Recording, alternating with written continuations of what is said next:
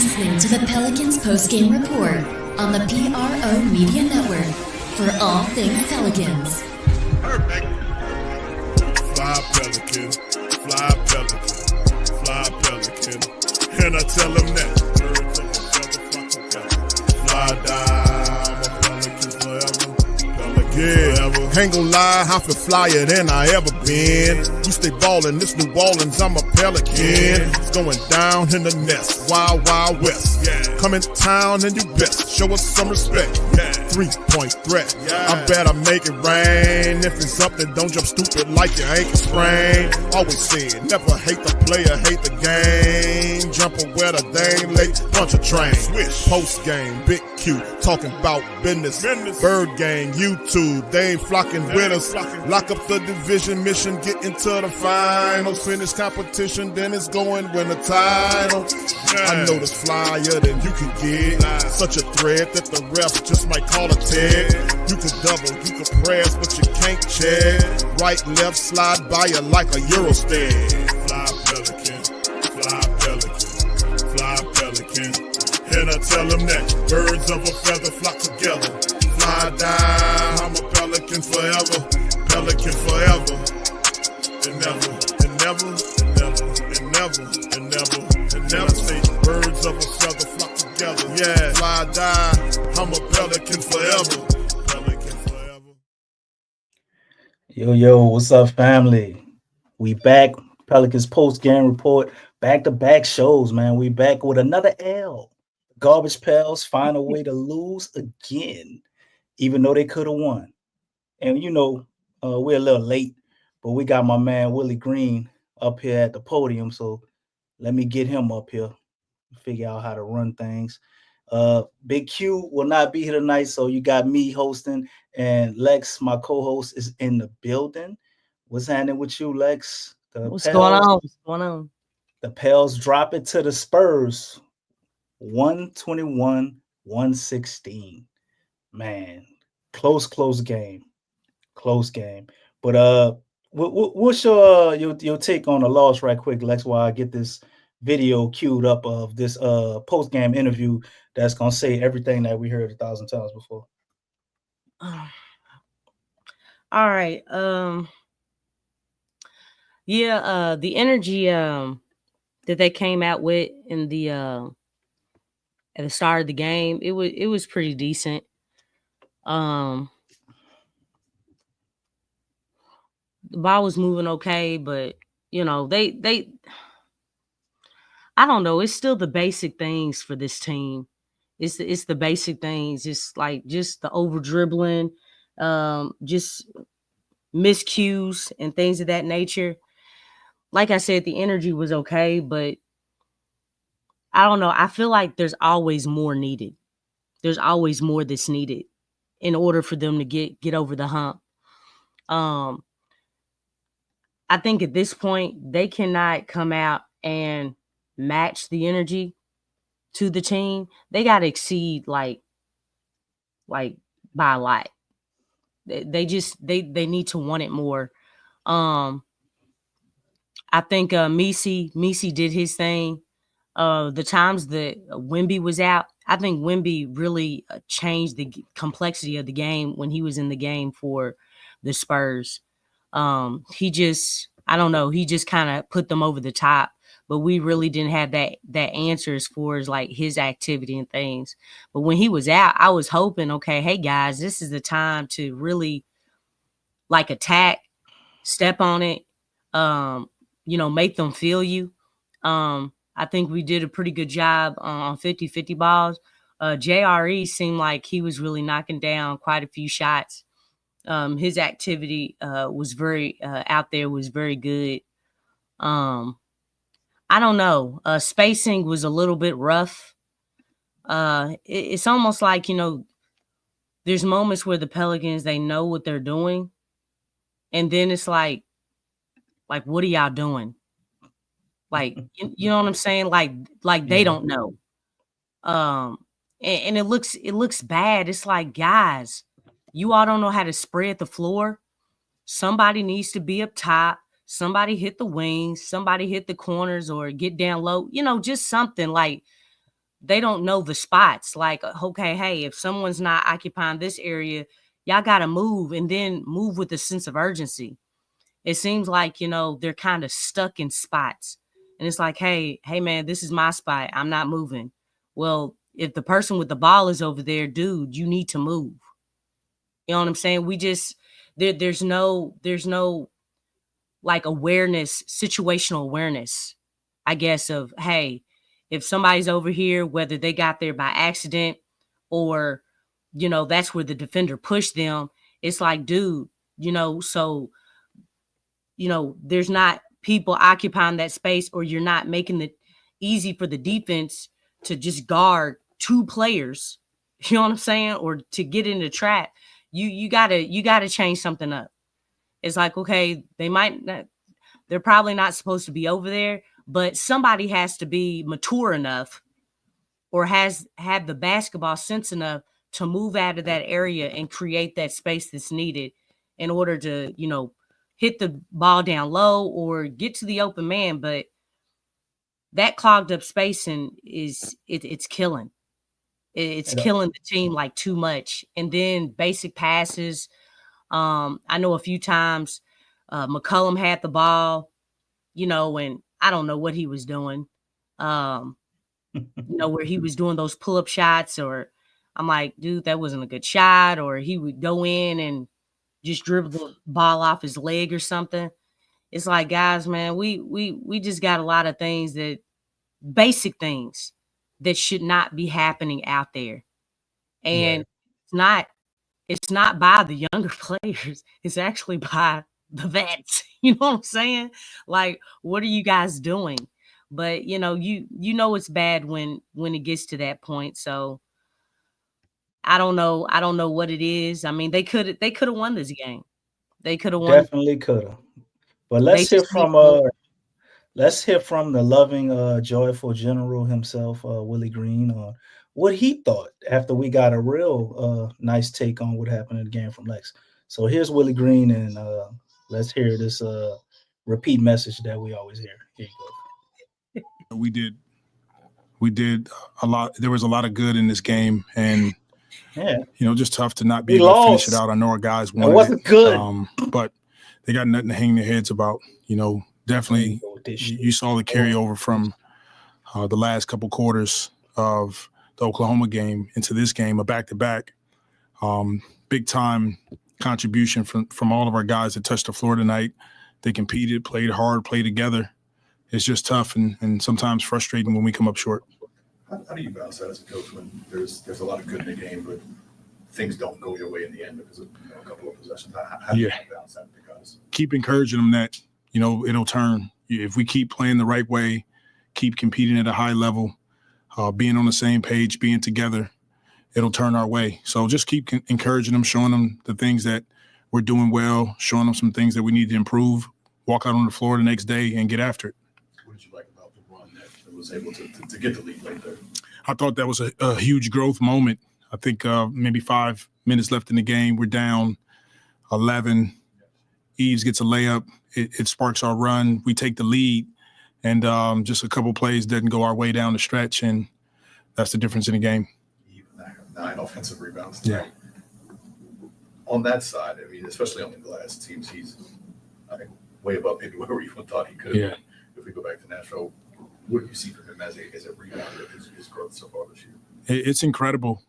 His ability to pick things up, pick up concepts, to get on the floor and be able to execute it on the fly.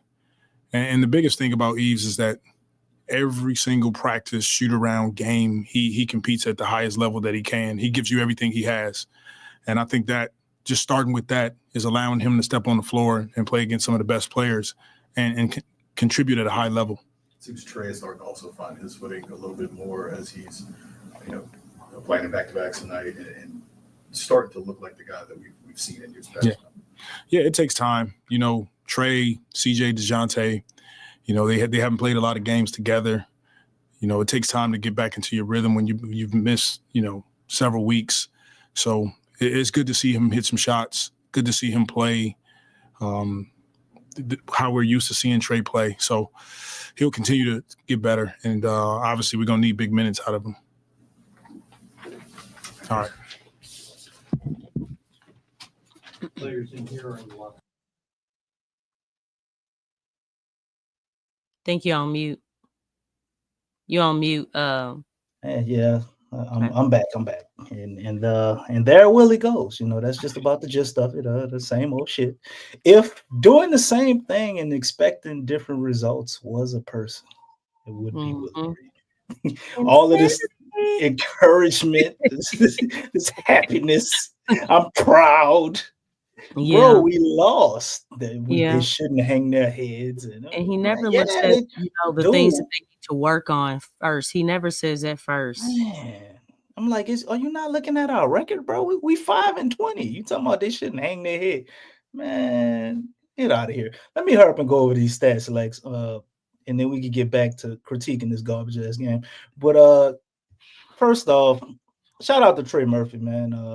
You know, I thought he played pretty well tonight. And Yves Missi. I just want to point that out real quick before I get into statistics. Those two guys I was proud of. As well, I guess I could say DeJounte too. You know, they definitely showed up. But as a team, didn't play that well. We were 43 of 99 from the field. Spurs were 42 of 93 from the field. That left us with 43% field goal percentage, and then with 45.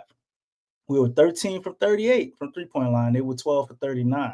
So we almost got that magical 43 pointers. Might need to look up the stat to see how many times we actually shot 43 pointers on a year, because it's got to be maybe like once or twice. But anyway, we're 34% from the line. They were 30% from the line. So we won the battle there. The free throw line was a different story. 17 of 21 from free throw line. That left us with 81%. They were 25 of 31. Well, I think I said 17 to 21. I hope I didn't say 31. Yeah, that left them at 80%. We had 43 rebounds to their 54. 13 offensive rebounds we were able to achieve, and they got 15. 30 defensive, 39 defensive for them, 30 defensive for us. 26 assists we got. So that's, I guess, pretty encouraging, right? We want to be proud about that. They had 27. I think the other game we had like 17 or something retarded like that. 9 steals from us, 7 steals for them, 8 blocks from us, 11 for them. Curious how many of those were with Benyama. Turnovers were 8 total turnovers for the Pelicans, man. So a pretty clean game. And they forced the Spurs to 13 turnovers. We conceded 15 points off of those turnovers, and they conceded 20. So we actually beat them in that battle there. We had more fast break points, 20 fast break points to the 17. They had 60 points in the paint, though. We had 46, 21 fouls for us, 18 for them, 0 technical fouls for us, 1 for them. The largest lead we had was 8 points, and the largest lead they had was 11. Going into the players, I guess we pretty much cover a few people from the Spurs first. You know, you had Victor Wembanyama out there, 9 for 16, 3 for 7 from three-point line with the big three at the end of the game, 36 seconds to go ahead and take the lead and pretty much put us out of our misery. He was 4 for 4 from the free throw line, 2 offensive rebounds, 8 defensive, 10 rebounds in total, 1 assist, 3 blocks. Man, it felt like a lot more than that. 3 turnovers, 25 points. The next closest to him was their first-round draft pick, Mr. Stephon Castle. Had an awesome game as well, 8 for 15, 2 for 5 from three-point line, 4 for 5 from free throw line, 1 offensive rebound, 4 defensive, 5 in total, 4 assists, 1 steal, 4 turnovers. And I think the next closest scorer was them. They had 2 guys with 16.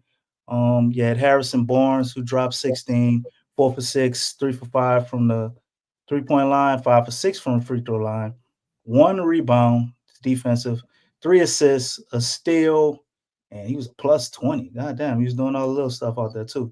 Then you had the guy off the bench who was killing us, Charles Bassey. He was 6 for 12 from the field, no three-pointers, all in the paint, 4 for 7 from free throw line, 7 offensive rebounds for this big fella, 4 defensive, 11 rebounds in total, 4 blocks. This dude's coming off the bench, got 4 blocks on us, man. 16 points. And let's see, where's Chris Paul? Chris Paul had 10 total assists tonight, which gave him the all-time second place for assists in the NBA from our very own drafted Chris Paul. He gets to break that record and get the win on the Pelicans. Must be a lovely day for him. Herb Jones actually had a solid game for us. He was 5 for 10 from the field, 1 for 4 from the three-point line, 1 for 2 from the free throw line, 1 offensive rebounds, 2 defensive, 3 rebounds in total, 1 assist, 2 steals, a block, and a turnover with 3 personal fouls for Herb, 12 points in total for him. Solid game. Yves Missi, 6 for 14 from the field. Man, if Wembanyama was out there, Missi probably would have had 25 points, man. Stole a lot of them from him. 6 for 7 from the free throw line. That is a very positive sign for a big man rookie. 9 offensive rebounds for Yves Missi. 14 rebounds in total. Students a double-double machine. 1 steal, 2 blocks, 4 personal fouls, 18 points in total. And here we have Mr. CJ McCollum, shoot him. Give me the ball. I'm going to shoot it every time. 8 for 18, 3 for 8 from the three-point line. Didn't get to the free throw line. That's kind of crazy even for him. 4 defensive rebounds, 5 assists, no steals, no blocks, 2 turnovers, 2 personal fouls, and 19 points on 18 shots. God damn. Well, DeJounte Murray played, I guess, better to me, but statistically, if you want to look at his shots, I guess he's pretty much in the same category as CJ. 6 for 20 from the field, 1 for 7 from three-point line, 5 for 5 from the free throw line, 6 rebounds in total. He did have 11 assists tonight. That's encouraging. 2 blocks as well. So DeJounte came out there with it on his mind. And he was playing pretty solid defense, man, which led him to have a +1 and a plus or minus and 18 points. Trey Murphy, pretty solid game. 8 for 16 from the field, 4 for 10 from the three-point line, 5 for 5 from free throw line, 6 defensive rebounds, 5 assists, a steal, a block, only 1 turnover from Trey, and only 1 foul. And he had 25 points on the night. And then we get to the problem with the Pels. We get to our bench. Other than Brandon Boston, didn't get a whole bunch from them tonight. You had Jamal Cain, my bad, who actually got in the game. He I ain't said nobody minutes, but everybody's starting 5. Herb had 38, Yves had 32, CJ had 34, DeJounte had 34, Trey had 38. And McCain played 10 minutes. He was 1 for 2 from the field, missing 1 three-pointer. He had 1 rebound that was offensive, an assist, a steal, a block, and 2 points. JRE, Willie's favorite bench guy. He had 19 points tonight. Unlisted, unlimited amount of hustle plays. That's not a stat, but he had them. 2 for 5 from the field, 1 for 2 from the three-point line, 1 offensive rebound, 4 defensive, 5 in total, 1 assist, 2 steals, 1 block, and 1 turnover, leaving him with 5 points and actually a +1 and plus or minus. Go JRE. Trey Jemison was out there for a grand total of 3 minutes, and he managed to get blocked being 7 feet. I don't know how that happened. He shot only 1 field goal that he missed on the block and 2 free throws. And he missed both of those. 1 offensive rebound, 1 rebound in total, and that's it for Trey. Brandon Boston played 28 minutes. He was 7 for 11, 3 for 5 from three-point line. Didn't get to the free throw line. 3 rebounds in total, all defensive. 1 assist, 1 steal, 1 turnover, 17 points, and +5 in a plus or minus. So he was actually the most impactful player on the whole team, according to the plus or minus. Very good game for Brandon Boston. He plays awesome every time he gets a chance.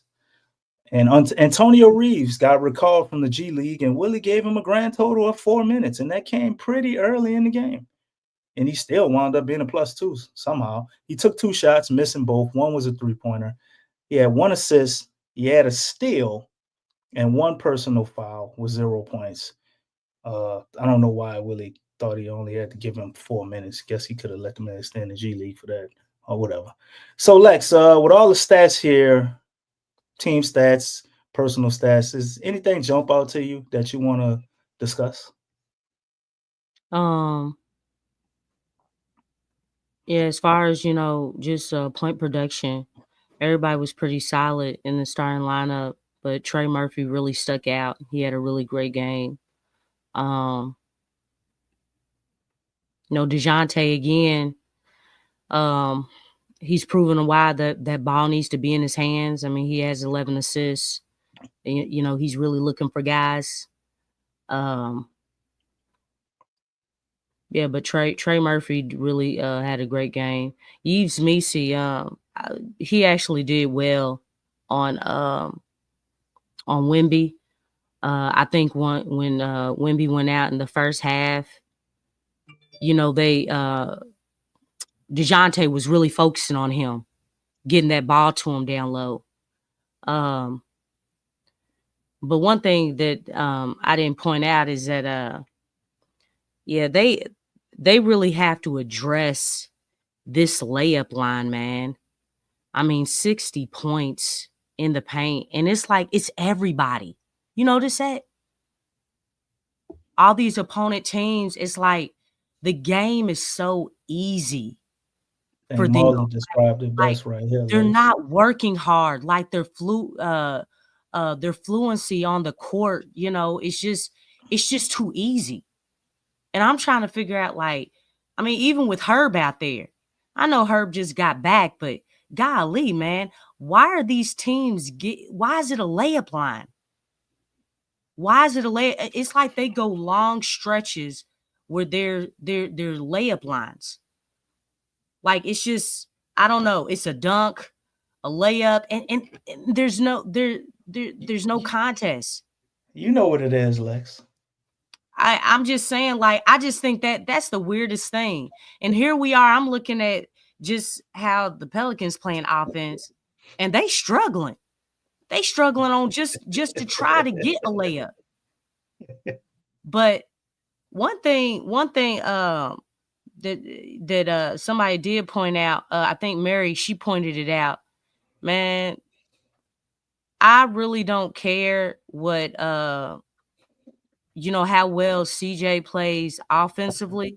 The thing with him, like, that dude is a huge liability on defense. No doubt. Like, he is literally he's not just that, man. Teams are not waiting until the postseason to really hunt him down. They hunting him now.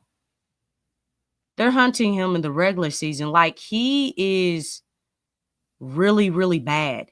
And you can tell because I really don't like when he makes those fouls, but he makes those fouls because he gets beat. And he gets beat so bad. I'm like, dude, like you really have to get nitty-gritty with your discipline on defense and shuffle those feet. You know what I'm saying? Like, just keep your man in front of you. And then, like, seeing Bossy, man, like, dude, getting beat on back doors should not happen. It shouldn't happen. But there's things that you can do if you're slow, which CJ, he doesn't have a lot of speed. He doesn't have a lot of athleticism. But, dude, fundamentals are still there. You can still use, and plus you have basketball instincts. But that dude,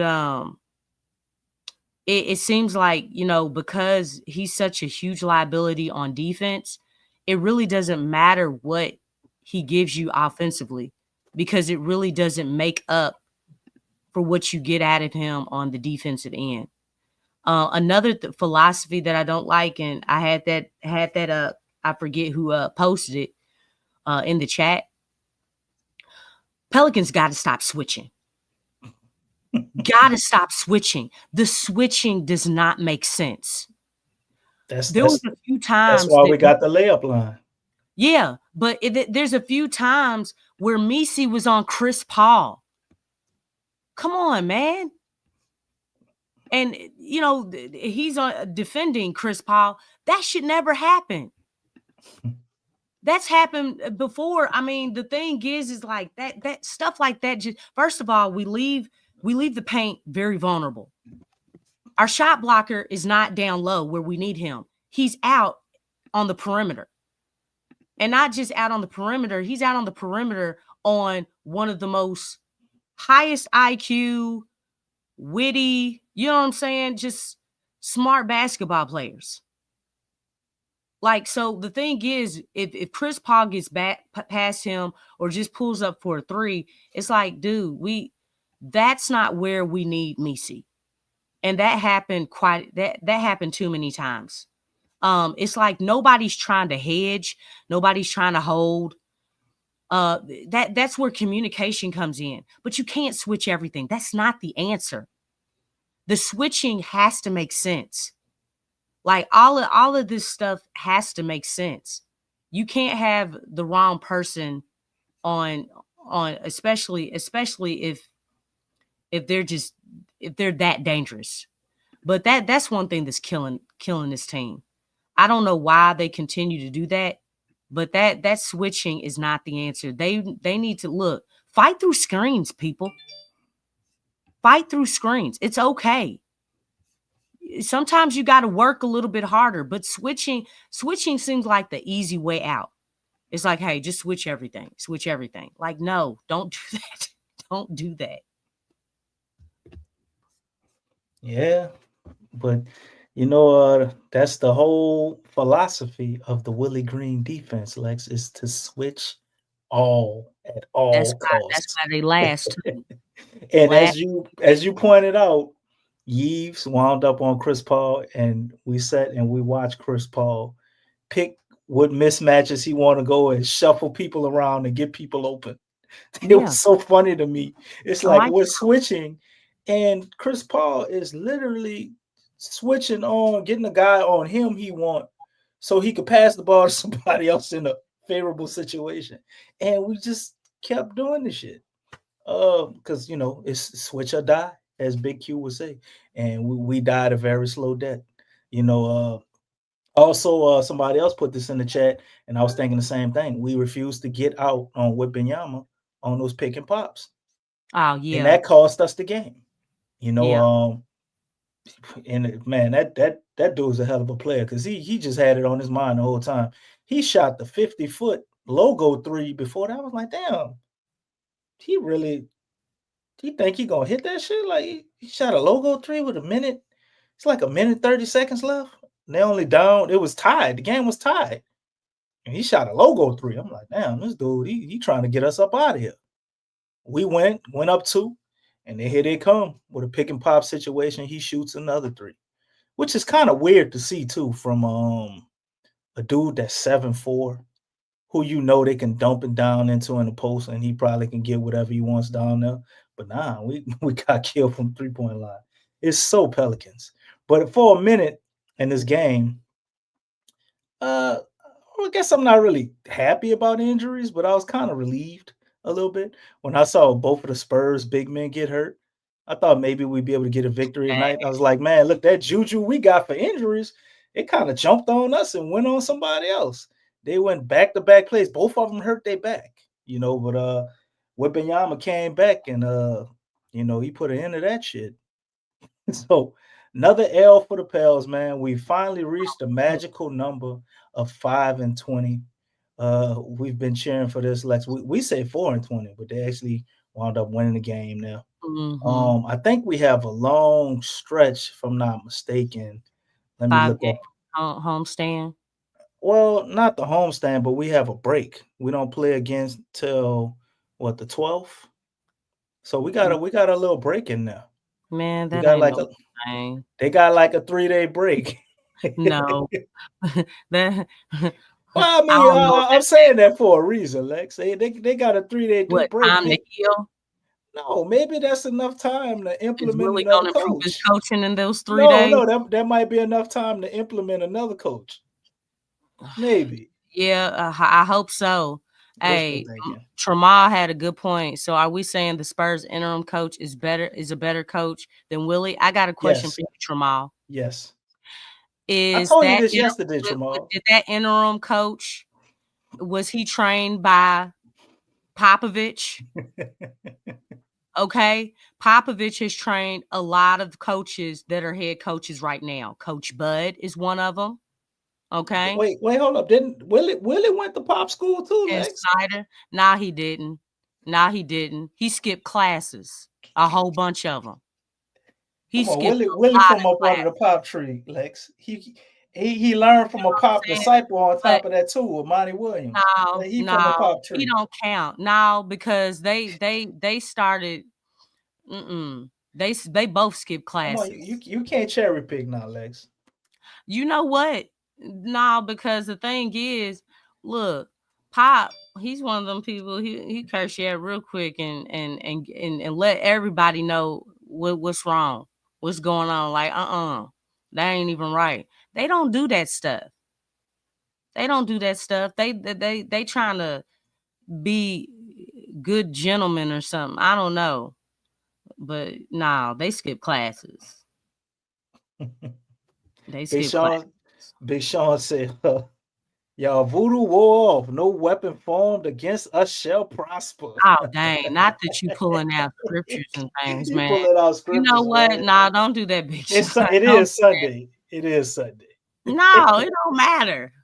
Shout out to Sean, man. Y'all got a good victory, brother. Y'all Yeah, earned it, congrats, man. Sean. Shout out Y'all to having a strong identity, and y'all have chemistry and quality coaching, and everybody understands. You know, they roll and stuff. Hey, that's important. And y'all have a strong culture too. It's called the Popovich culture. Yeah. Well, the Pelicans have a few breaks, coming in the favor of their schedule.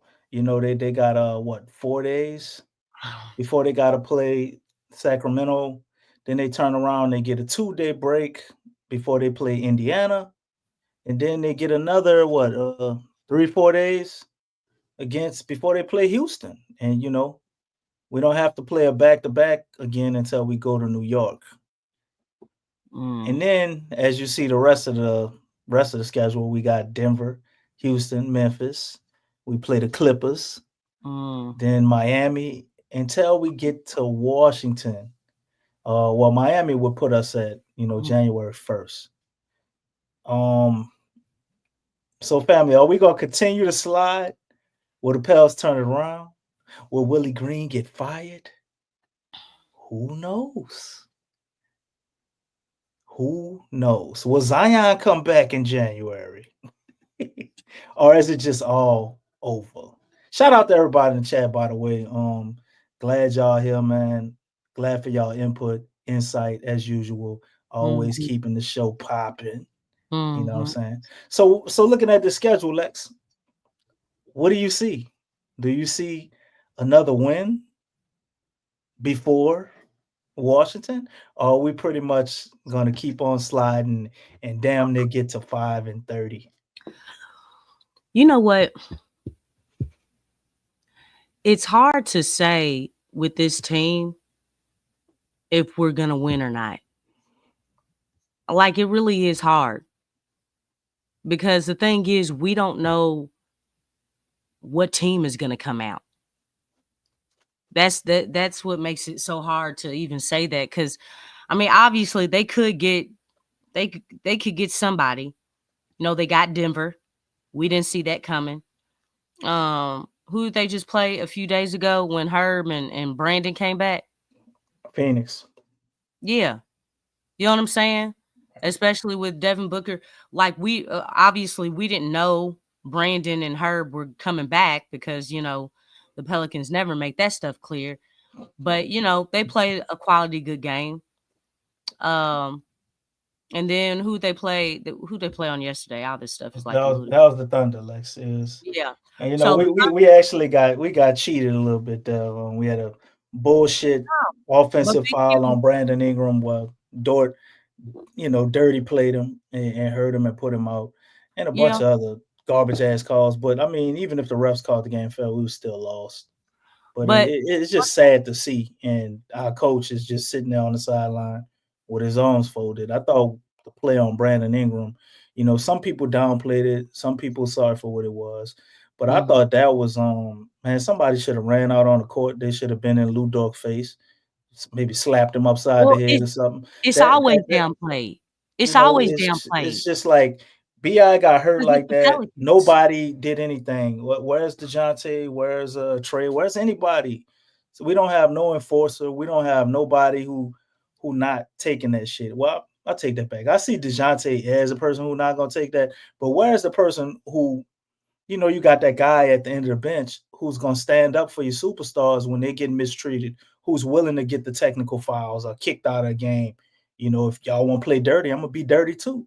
Like, man, sometimes you got to get down in the mud with people. And I think that's one of the things, not that lost us this game. That's one of the elements that this team is missing. Now, we constantly talk about them being too nice, too positive, and too upbeat and friendly and happy and shit. Sometimes you got to be a little gritty. Sometimes you got to get a little dirty. And we haven't shown that we have the ability to do that in quite some time. With Najee Marshall here, he brought that element a little bit, but we still needed more of it. Now it's just totally non-existent. Bad things happen, and everybody just sits idly by as if it's expected. Yeah. Hey, attitude reflects leadership. The leadership is weak. The leadership has no dog. The leadership is way too nice. And so because the leadership is like that, the attitude and, of the players is like that. It's a sad thing, but, it is what it is. And apparently everybody seems to be okay with it. But that's the one thing I say it all the time, man. Like, at some point in time, this team needs to be pissed off. They have to get tired of being disrespected because a lot of teams don't respect them. They don't respect Willie. They really don't. I mean, really, it's like I said, they look at this team, they look at Willie like barbecue chicken. Like, hey, this is a team this is a game that we supposed to win. That's how the Pelicans are looked at now. And it's just it just stinks. It shouldn't be like this, but it is. But that's the very thing that they need in order to win. You have to have that it factor. Y'all losing the things. Now it's almost like they're comfortable with losing. Look at Willie. Look at what he was saying. Listen to everything his interview talking about how proud he is of guys, and you know what I'm saying? It's like, dog, right. You all just lost. And then he pointed out first. There's a lot of good things that we saw out there. No, you need to point out the things that there's a lot of things that you all need to work on. That's what you need to talk about first. Look, like right now, these are grown men. These are not kids. Mm-hmm. So you can say, hey, man, we got to work on this. We got to work on that. Like, this is a problem. This has been killing us at the end of the games. This is killing us during the game. We cannot have teams having a layup line, during the whole course of the game, during stretches of the game. 60 points in the paint. Like that, stuff like that cannot happen. Like, look, all those stats that you pointed out where the Pelicans won, it didn't even matter. You know why? Because they had 60 points in the paint. That 60 points in the paint covered up the points that they had off the Spurs turnovers. It killed that. The Pelicans had more steals. It killed that. Mm-hmm. It killed it. Like, well, we got one of our players, DeJounte Murray, who's actually a hallmark as our assistant coach. He does a little bit better job coaching than Willie. So give me a second, Lex. We'll hear what he got to say, and I'll let you get back to your point. Here's DeJounte, family. What you guys wanted, about the fight that you guys showed there in the fourth, especially on the second half back to get back in this thing.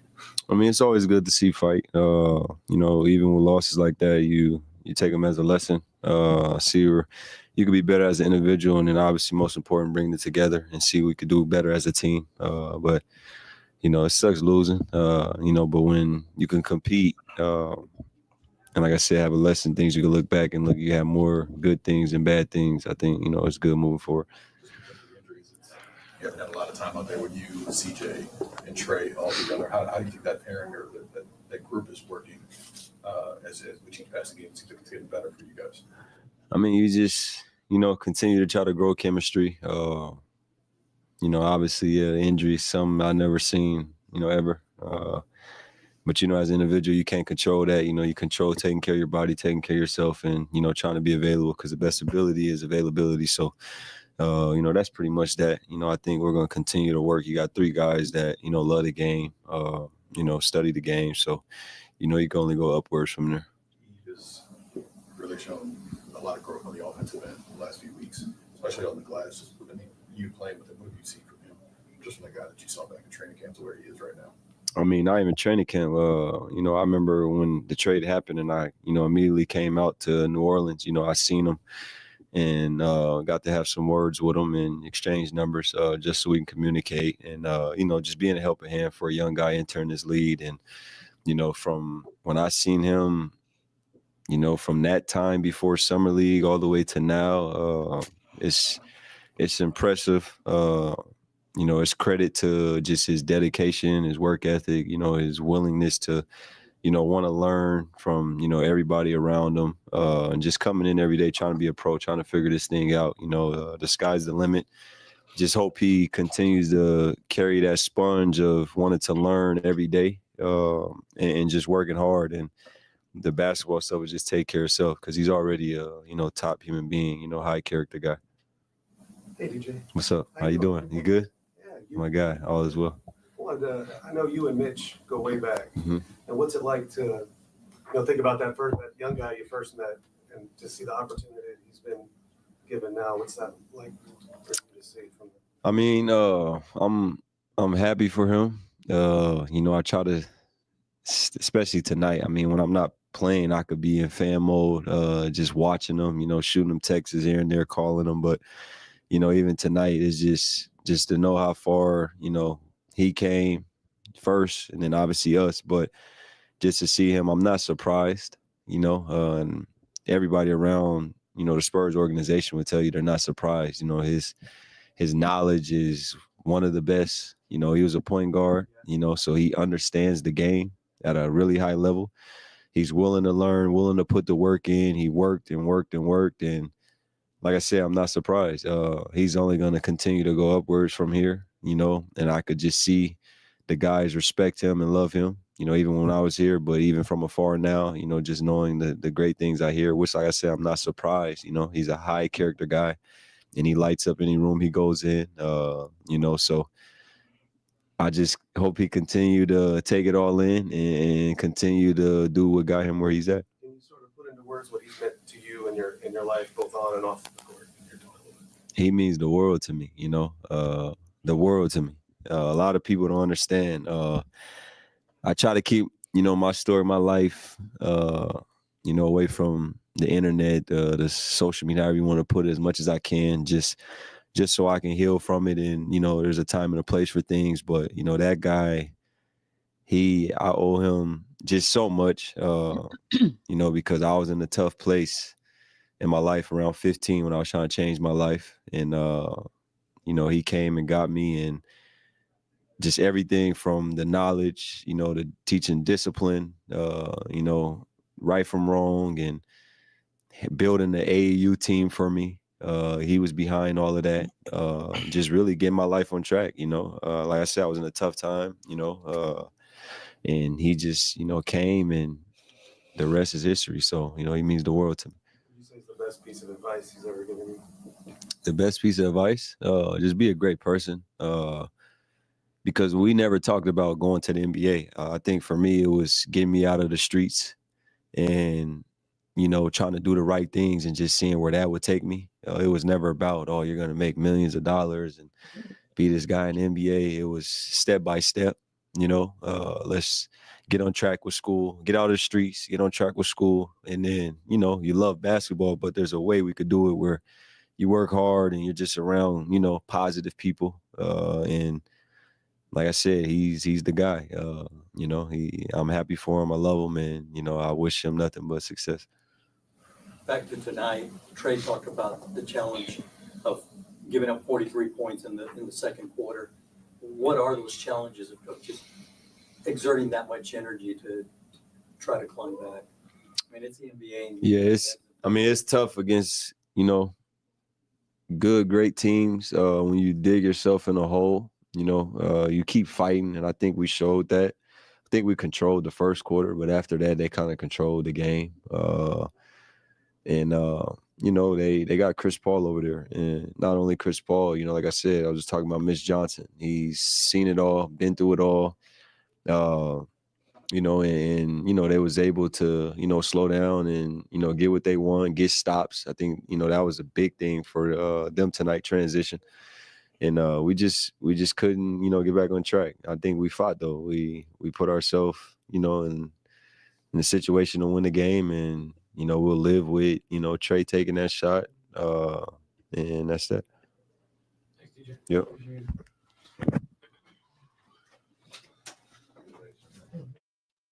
Yeah, that's DeJounte giving a very impactful interview. Got into a little bit about his past. Probably the best thing I heard said tonight from any Pelican. Every day. What do you early think in about class study. what DeJounte had to say? Shit popping up on here. That's the only what's that word? Compassion that I'm willing to have, when a man or someone is able to change their life around and things, because I think a lot of people can relate to that. You know what I'm saying? But he still didn't lose, his edginess, his dog, and all that type stuff. You know what I'm saying? But that's always those are always good stories to hear. And I'm happy for DeJounte, being able to come out of his situation, because it's not just the people who are around you, but it's also, some of you, because there has to be something in you to want to change. You know what I'm saying? And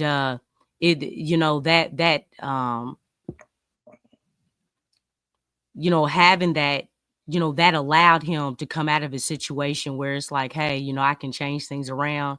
And even though the NBA wasn't in the picture, like he said, his life, he was able to save his life. You know what I'm saying? Change his life around and get to a better position. And in doing that, the NBA did come for him. So, I mean, that's good stuff.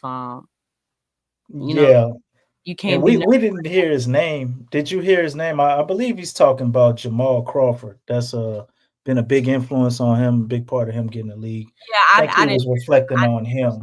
Either. I didn't understand the question though. What they was asking. Maybe Jamal Crawford. It was horrible.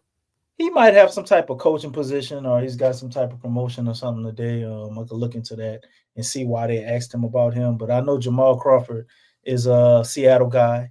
DeJounte Murray is from Seattle, and he's always said he's given him credit for helping him turn his life around. Jamal Crawford goes there and tries to help a lot of the youth, through basketball. And DeJounte is one of those guys.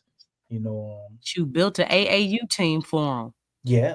You know what I'm saying? I mean, shoot. Can you be? I need an AAU team too. You know what I'm saying? Anybody else want somebody of that caliber to build an AAU team for them? Shoot, man. But yeah, I'm happy for him though, man. I'm happy. Oh, he's I guess he's able to. Jamal Crawford is calling Knicks games now.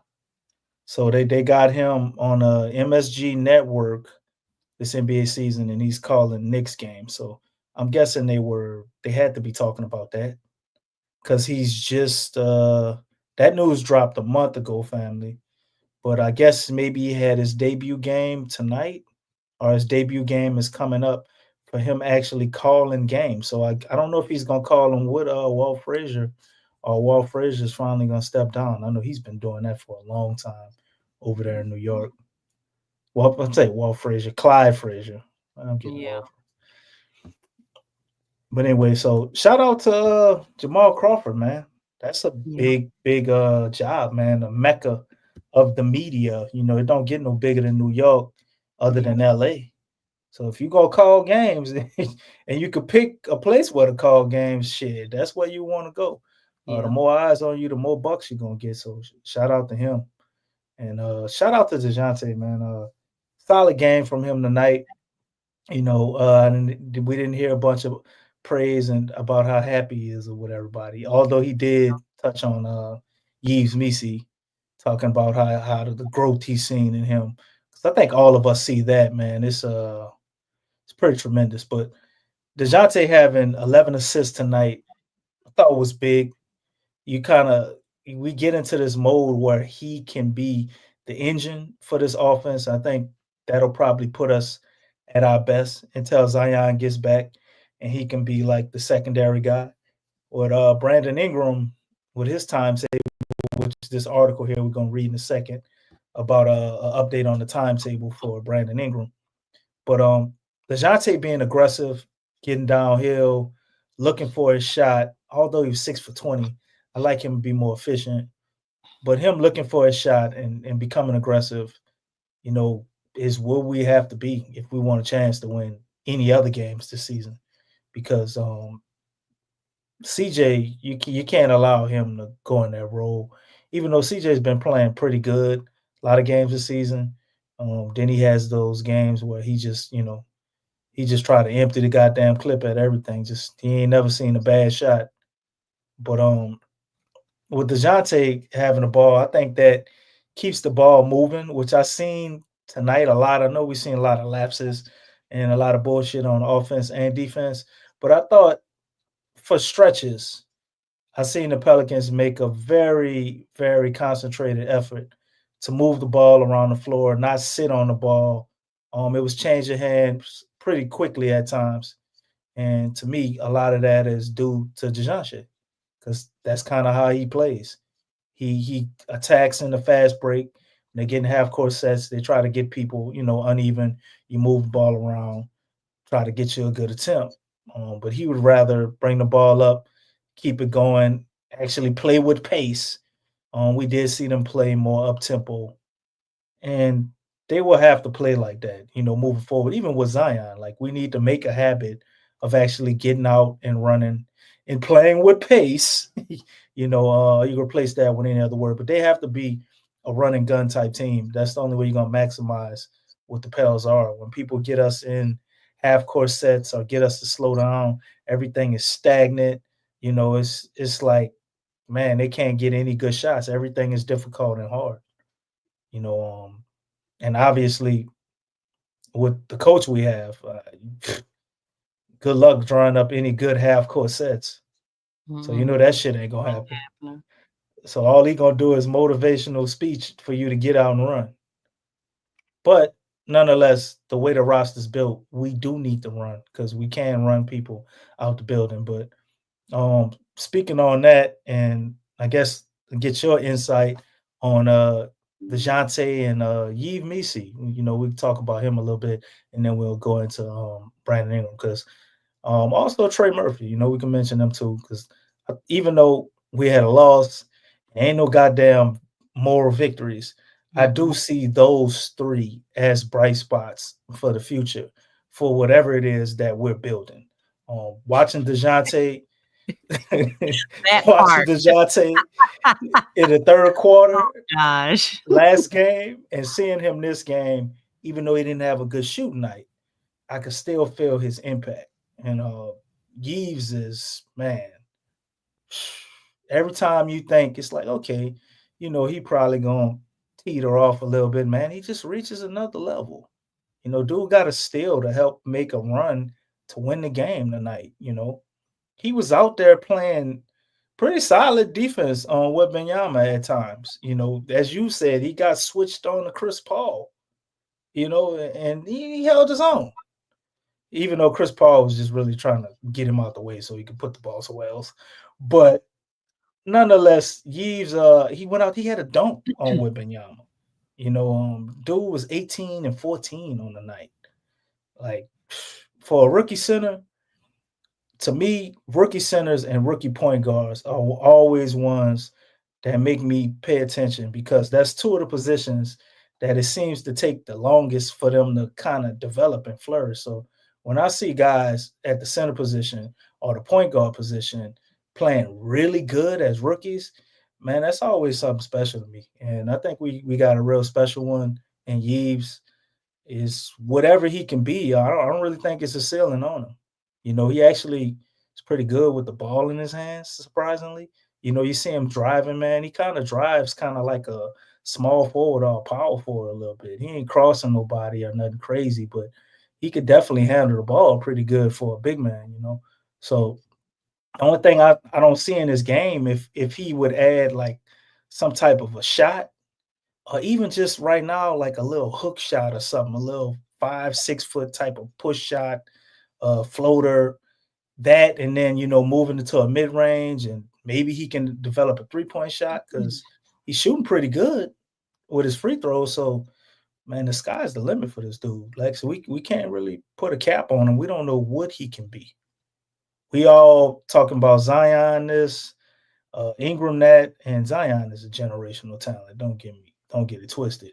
But what if in the next 3 to 4 to 5 years, Yves emerges as an all-star, or as at least some type of Jared Allen type player? Or, man, I'm really, the more I watch him, I'm like, I really think we have a starting center in him for a long time. And if we don't fuck it up, we can develop him into something really good.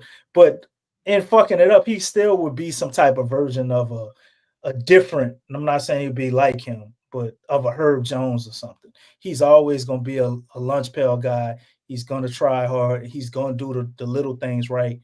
But I think if we get the right people around him, like this dude can be like one of the best centers in the league.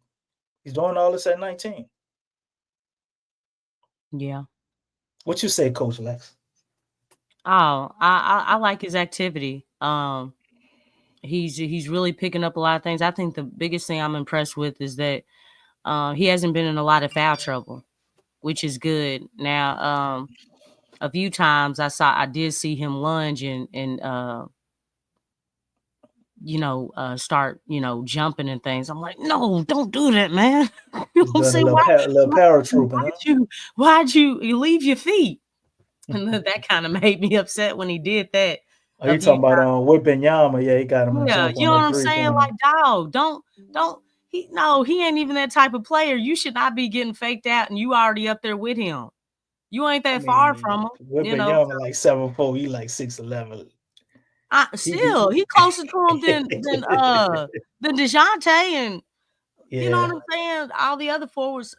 So the thing is, you just can't do that. You gotta, keep your feet, because you don't want to get out of position. But the fake wasn't even that strong and things. But other than that, Misi's doing well. I think he's really he really kind of saved Bryson Graham and Griff. He saved them, because I don't think anybody thought he would be this solid this quick. Mm-hmm. But really, desperate times call for desperate measures. I mean, this was a desperate move, whether you want to believe it or not, because the thing is, that's all we talked about. We needed a starting center. The thing, and then you talk about listen to how the Pelicans are talking. Oh, we're trying to win now. Really? You know what I'm saying?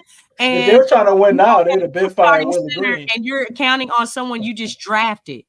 That's not usually a win now, people. You know what I'm saying? So when you look at that, they were really desperate. And the fact that Misi is doing the things that he's doing, hey man, didn't nobody see this coming? And if you because when you ask Griffin, ask Bryson, they even said we're gonna figure it out. So they didn't know. They didn't know. but yet they were still saying, and they still say now, hey, we're trying to win now.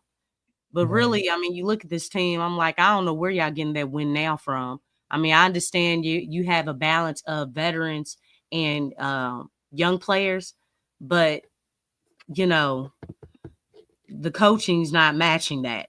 You know what I'm saying? So it's really not a win now team. And I just think that's kind of funny because I think they just recently said that. I'm like, okay. They gotta sell tickets, Lex. You know why they do. No, but look, lie to your mama. Lie to your mama. I mean, all this Nobody's organization has done is lied.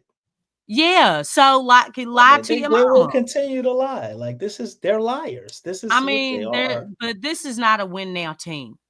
And I'm looking at everything. You can't just look at one thing. You have to look at the whole picture. When you look at the whole picture with this team, they are not a win now team.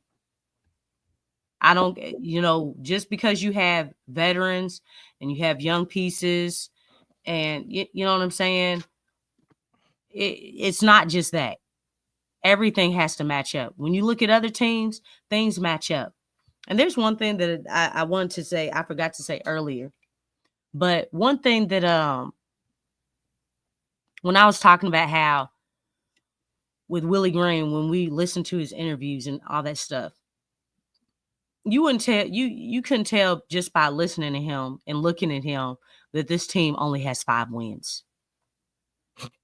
Like the thing is that what does a 5 winning type of coach, what is he supposed to sound like? Because we know what a 5 wins type coach sounds like when you listen to Willie Green, but a 5 wins type of coach that could turn around or that's in a situation where maybe he shouldn't be a 5 wins coach, what would he be saying, Lex? What would that sound like? He would not be saying that I'm proud of these guys. He wouldn't be talking about how proud, you know what I'm saying? Yeah. That's just not it. That's just not it. I don't know. I really don't know. I don't really watch those coaches, but the thing is, when I look at him, and you said it earlier, he's trying to do the same things with the expectation of different results. And it's like, dude, you are trying to use the injuries, the playing with pace as excuses for you not coaching. That is a problem for me. Like you can help the team get in a better position to win. And that's really sad to even say that. You can do more as a coach to help your team win. When the spacing is horrible, when guys are struggling in the half court, I don't know what y'all doing in practice. Because really at this point, I'm like, man, y'all shouldn't even do nothing in practice because you ain't doing nothing anyway when you are doing something. Y'all ain't going over nothing. When y'all work on y'all's defense in practice, y'all switching everything. Like, these are excuses on why you're not coaching the team. And it makes sense because, clearly you can tell that when Willie Green has everybody available, he has talent available. And we're really starting to see, dude, the only reason why you were able to win games is literally because of the talent on the team. It wasn't because of your coaching. Because guess what? Even when he did have everybody, and like even in the losses, there were still bad losses, even with everybody available. You see what I'm saying? Mm-hmm. It's like, dude, that's how we know you can't coach. This is confirmation. It's just confirmation. But you're too comfortable. I want to ask this question. How do you grow in life? Do you grow from being comfortable or getting uncomfortable? Well, when you're in comfort, what reason would you have to grow? if you're completely comfortable, there's no reason to do anything. So you definitely got to get a little uncomfortable to grow Exactly. because it is not comfortable to grow. Never is. Yeah. You go through growing pains and stuff. And Mhm. that's the thing. Everything That's that's what Willie going on with the is, though, team, Lex. everything that's going on with the team, it's too comfortable. That's why the team, the coaching, shoot, Griff. You know what I'm saying? When you start looking at everything, there's no growth because nobody's uncomfortable. Nobody has pressure on them. Nobody's like, hey man, this is a problem. No, nobody's like, man, I got a problem with losing. Somebody should be going off in that locker room. Shoot, at this point, somebody should be going off outside of the locker room. One thing that I really like is that, looking at the T-Wolves, Anthony Edwards, I don't know if y'all saw this, he called out his team. During the interview. You know what I'm saying? And they were saying that, it was taken out of context, but, they also had a discussion within the locker room. Like, I think those type things are needed for this team. Like, literally. Like, somebody needs to be called out. And I'm not talking about modestly. I'm like, man, we need better coaching. We need better coaching. You know what I'm saying? Like, just like, no, hey, those are some strong words. Could you elaborate on that? Yeah, sure. We need better coaching. You know what I'm saying? like that's going to hit ESPN, like Sports Center. And I know there's other things. Look, hey man, yeah, I don't know who's the VP or the GM, but they might be the same person, but there's a problem there too. You know what I'm saying? There's a problem there. I mean, things are unanswered right now. It's like stuff needs to, people need to be put on the spot, man. That's how you get uncomfortable. Be like, hey, next time, come to us. Well, you know what? I went to you, and you know what, Tito? You weren't doing nothing. You were all calm, cool, collected. Now all of a sudden, I put you out on Front Street in front of the media, and see the players.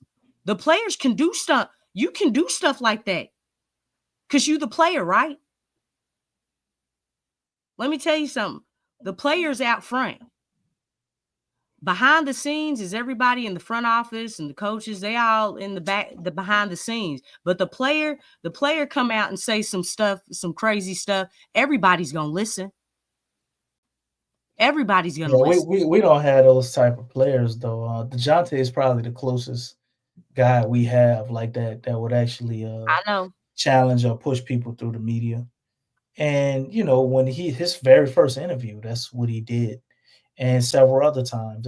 He seems to be calmed down on Willie a little bit, lately.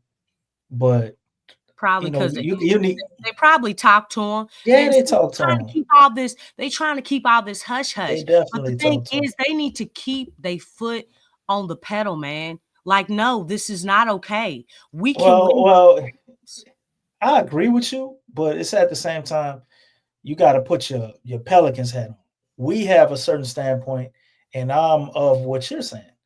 But with the goals and what they're looking to accomplish, man, we're still in a mixed bag. That's why I came up with pre-tanking. You know what I'm saying? It's like we trying to prepare the tank before we fully commit to tanking. Because if they were still trying to do something or really salvage this season for real, at some point we would see them fire Willie Green. The only reason to keep Willie Green at this point is if you're just trying to go ahead and soft shoe tank. You go kind of tank, but you want to still give the image of being competitive because you have to sell tickets. So they're going to keep selling. Guess what word I'm about to say, Lex? You'll keep selling hope. Mm. If you fire Willie Green, It don't to got nothing to wait, do wait, with wait. Don't make brother Dick Gregory come on up here now. Cause he'll pop in here, you know what I'm saying? He coming in, Oh, he'll goodness. hit you with that sound bite. Pop. But you know, they think the Pelicans had on, right? They think firing Willie Green would basically punt on the season. But the whole entire, I ain't gonna say the entire, I'm sure they got people that still believe Willie could turn it around, even though we know that shit ain't gonna happen. But the majority of the fan base would look at that as a positive if they were to fire Willie Green and would look at that as their turnaround. But I think they see it as if they do that, then they punt on the season. That's From a the perception standpoint. Because you have no reason to keep him at this point. They're sitting around in comfort. They're doing the same thing and expecting different results. The only other side to this is maybe they know what it is and it's going the way they want it. They got Willie Green, like I said, in place to allow them to lose. This is supposed to be the best draft coming up that there's been in decades. That's how they marketing it. You know, who knows if that's true or not? We hear shit like this all the I time, mean, but it might be we don't know. like the top 5 people, and then after that it tapers off. It could be that situation because right now Cooper Flag Nah. Actually, this draft, Lexxah, that's the thing with this draft. The top 5 are very good, but it doesn't taper off. There's good players all through this draft. That's or at least that's what they're saying about it. So usually when they say that, it should be a pretty decent draft. You know what I'm saying? We're gonna have some people come up out of here that's gonna be worth something. But how impactful, you never know with the draft until you look back in hindsight. But they're saying you can get, with the 20th pick or so, you can wind up with a starting caliber player, way in the 20s, like Misi. maybe almost into the second round. Yeah, like we wound up with Misi. But being real, we kind of lucked up with him because they had guys that went in front of him that, it's starting to look like he better than. I see him as better potential than Klingon, even though he looked like he gonna be a rebound machine, you know. Yeah. But Misi looks like he does other things better. He's not as slow-footed. Now Zach Edey, we don't really know. Zach Edey is to be determined because he's injured. So I can't, say what he is or what he won't be when he doesn't have a chance to play right now. And then Khalil Ware, I mean, what's he doing? I don't hear anything about Khalil Ware. Nothing. And he plays behind Bam Adebayo. So Yeah. will he really get a chance to do anything anytime soon? When you have somebody that plays the same position. But Yeah, he needs so to be stronger too. So he a question mark, you know what I'm saying? He's a question mark. We don't really know. We don't really know. But far as Yeez, man, I think we got lucky getting him at 21. Maybe that's the guy they wanted all along. They would still draft him if we was top 10. I don't know. But I wanted Khalil Ware, so I ain't ashamed to say that. But he turned out to be the better pick so far. Well, So I think maybe you the got a Pels. situation too. Like me, Yeah. Situations always matter. Because the thing is, like, the Pelicans didn't get a starting 5. So, I mean, he was competing for a 5 spot that wasn't major competition. You know what I'm saying? Whereas Khalil Ware, when you already have a starting 5, it's like it's going to be harder for you to get minutes. So, I mean, really, the situation that Eves is in a better situation to develop. And plus, like I said, it was a desperate situation. So because he was a high need. I mean, he's a 7-footer. So he moves well. He blocks shots, rim protector, all that good stuff. So runs the floor well. So he was, better to insert at the time, and it's really panned out. And first we had Tice, so it really didn't take long because, obviously Tice is just, 6'9", but Misi defensively is just, he's just better. So, having the opportunity to get playing time, to get reps in, that matters.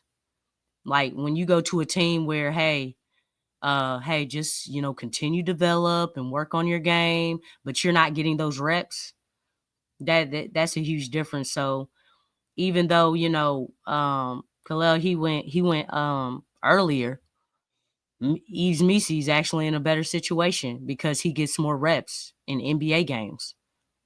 So that's one thing that he definitely has working for him, and it's really panning out in that regard. No doubt. But I guess to shift gears a little bit, and we'll go ahead and get into the Brandon Ingram update. But let's touch on Trey Murphy. What do you see about him tonight as him coming out? Basically having to fill the shoes of a Brandon Ingram. He went out and put up 25 points. 4 for 10 from beyond the arc, and he was 1-3 away from pushing it to overtime. 8 for 16, 50% on the night. Played some solid D. I think Trey has shown he's more than capable of being a starter, but I can't for the life of me. Well, you know what? This year, I guess it makes sense if they're trying to trade CJ McCollum. But I've always looked at it as like CJ wants to get up shots. CJ wants to kind of do his own thing. Like he's the perfect example of a 6-man. Like a smart coach would have put him in that position, unless we're just force feeding him into the starting lineup because we're trying to find somebody to maybe send him to. If they get off of his salary, that gets him out of the salary cap hell as well. They ain't got to worry about no more tax implications going into next year or this year. But we're gonna have to do a trade with somebody, unless I gotta look at the Zion contract might be enough too, because he damn sure ain't gonna play the right amount of games, so they might not have to worry about that. But does CJ really want to be here? Like, we're not going nowhere. He's probably one of the oldest guys on the team. If he plays good, maybe we could ship him off to somebody contending and get a second round pick for him or something, or at least not have to give up anything to get rid of him. Other than that, I don't see why Trey isn't starting, man. When you see what he's capable of, if you just got somebody like DeJounte out there that can get him the ball and we run some plays for him and we can get some looks. It looked like they ran a play for him. I don't know if that was improvised, but close, maybe in third quarter, he had a wide open 3-point look. He didn't make it. Brandon Boston kind of had the defense leak in, and he cut around the back, and they kicked it to him in the corner. And I'm like, see, that's the type of shit we need to have happen for him consistently. I mean, he's not going to get him wide open shots like that, but get him moving more, get him slashing and cutting, less of just throwing him the ball and trying to have him figure something out. Like that's not what he does. But even tonight, he was put in some of those positions, and I thought he did pretty well. He had more points than what B.I. had probably the night before the Phoenix game, or B.I.'s averaging 22. He put up 25. I think Trey can probably fill in his production, at least from a point standpoint. And I think this guy could possibly be, our starting small forward going forward and into the future. I mean, yeah, I definitely think Trey deserves to be a legitimate starter. Um, I mean, the only time that he starts is when somebody is hurt. But we really have not seen him where he's a legitimate starter. And I said this some streams ago that it's funny because who would have thought Dyson Daniels would have became a legitimate starter before Trey Murphy. I just think that's really something, and not because of injuries. He's a legitimate starter because he is a starter. You And know he what I'm getting saying? paid. He getting $100 million. Lexxah still not just Exactly. Exactly. Ain't that something? I man. just keep We gonna wanting have to point that out small so ball or everybody can something, bro. understand that, look, Dyson Daniels was what? Second, maybe third string sometimes. You know what I'm saying? And they moved him, and this dude went and became a starter. Whereas Trey, he was like kind of like that sixth man. If he wasn't the sixth person, he was the seventh person coming off the bench. Or he would be starting because somebody was hurt. And, Dyson beat him to it. So I just think that's crazy. How that kind of works. And then they're paying him like he's a starter. Well, it hasn't kicked in yet, but Maybe they tipping their hand, and like as much as I think they would possibly be willing to re-sign Brandon Ingram at the right price, maybe they're moving on from BI. That's why they felt comfortable giving him that $128 million.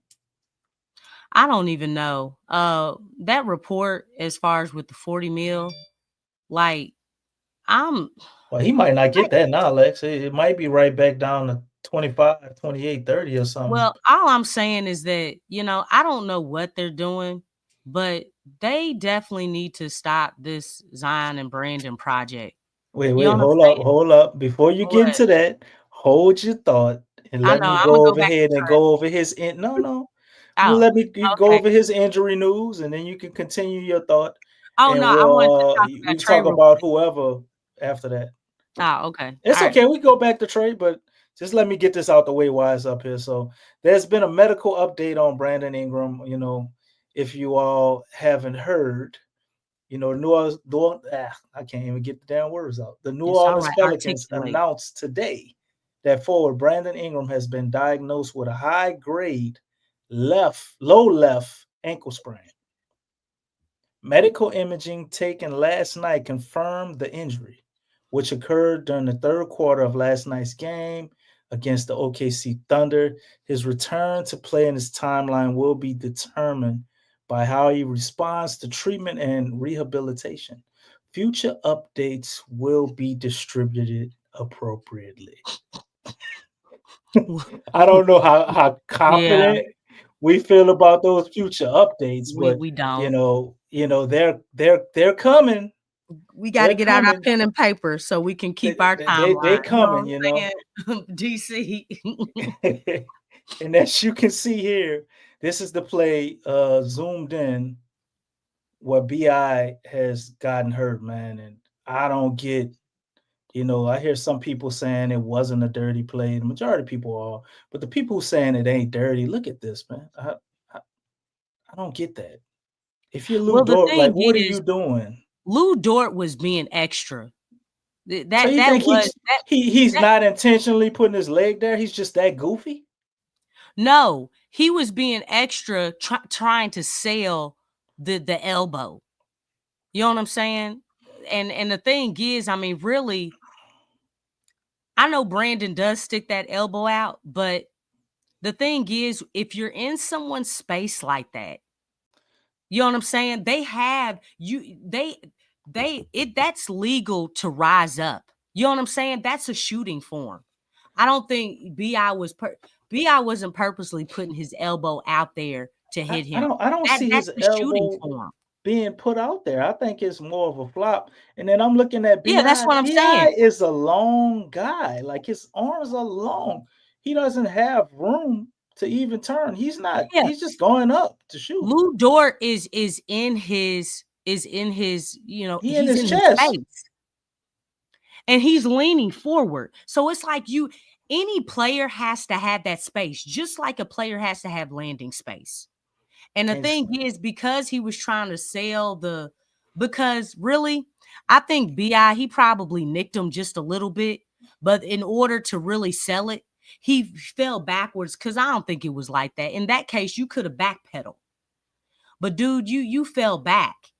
You know what I'm saying? It's like you kind of forced your own demise because he was leaning forward in his space. So and really that's I don't know, man. I mean, that's when you have to use your IQ, because apparently the way Lou Dort plays defense, he plays defense like a gnat. Like he's all up in your grill, in your face. Like it's almost like he's attached to you and stuff like that. I don't know if you all remember when OKC played the Mavs. Luka was handling Lou Dort. You know what I'm saying? Because he knew how to use his body. You know, it's almost like, Brandon kind of needs to look at, how other people, offensive players, like, are playing against Lou Dort, because in that series, he was handling Lou Dort. Luka was just handling him. You know what I'm saying? It's like, doing the pump fakes and things like that, and then jumping into him. Like, yeah, okay, you're going to be in my space. I'm going to pump fake, get you up off your feet, and then I'm going to push my body into yours. Oh, my God. That's one thing about Brandon Ingram's game that I hate. He has all the capabilities to do that, and I never see him. He never does it because he wants to do – it's like Brandon does too much fadeaway stuff, and Lou Dort knows that. Everybody knows Brandon does not like contact. He doesn't like contact like that. But it's like, dude, if you want to send a message to someone who's playing physical defense on you, you have to get physical back with them. That's the counter. But then you have to know how to do it. It's like, and then when you pump fake, don't fade away. Don't fade away from the contact. You have to go into it.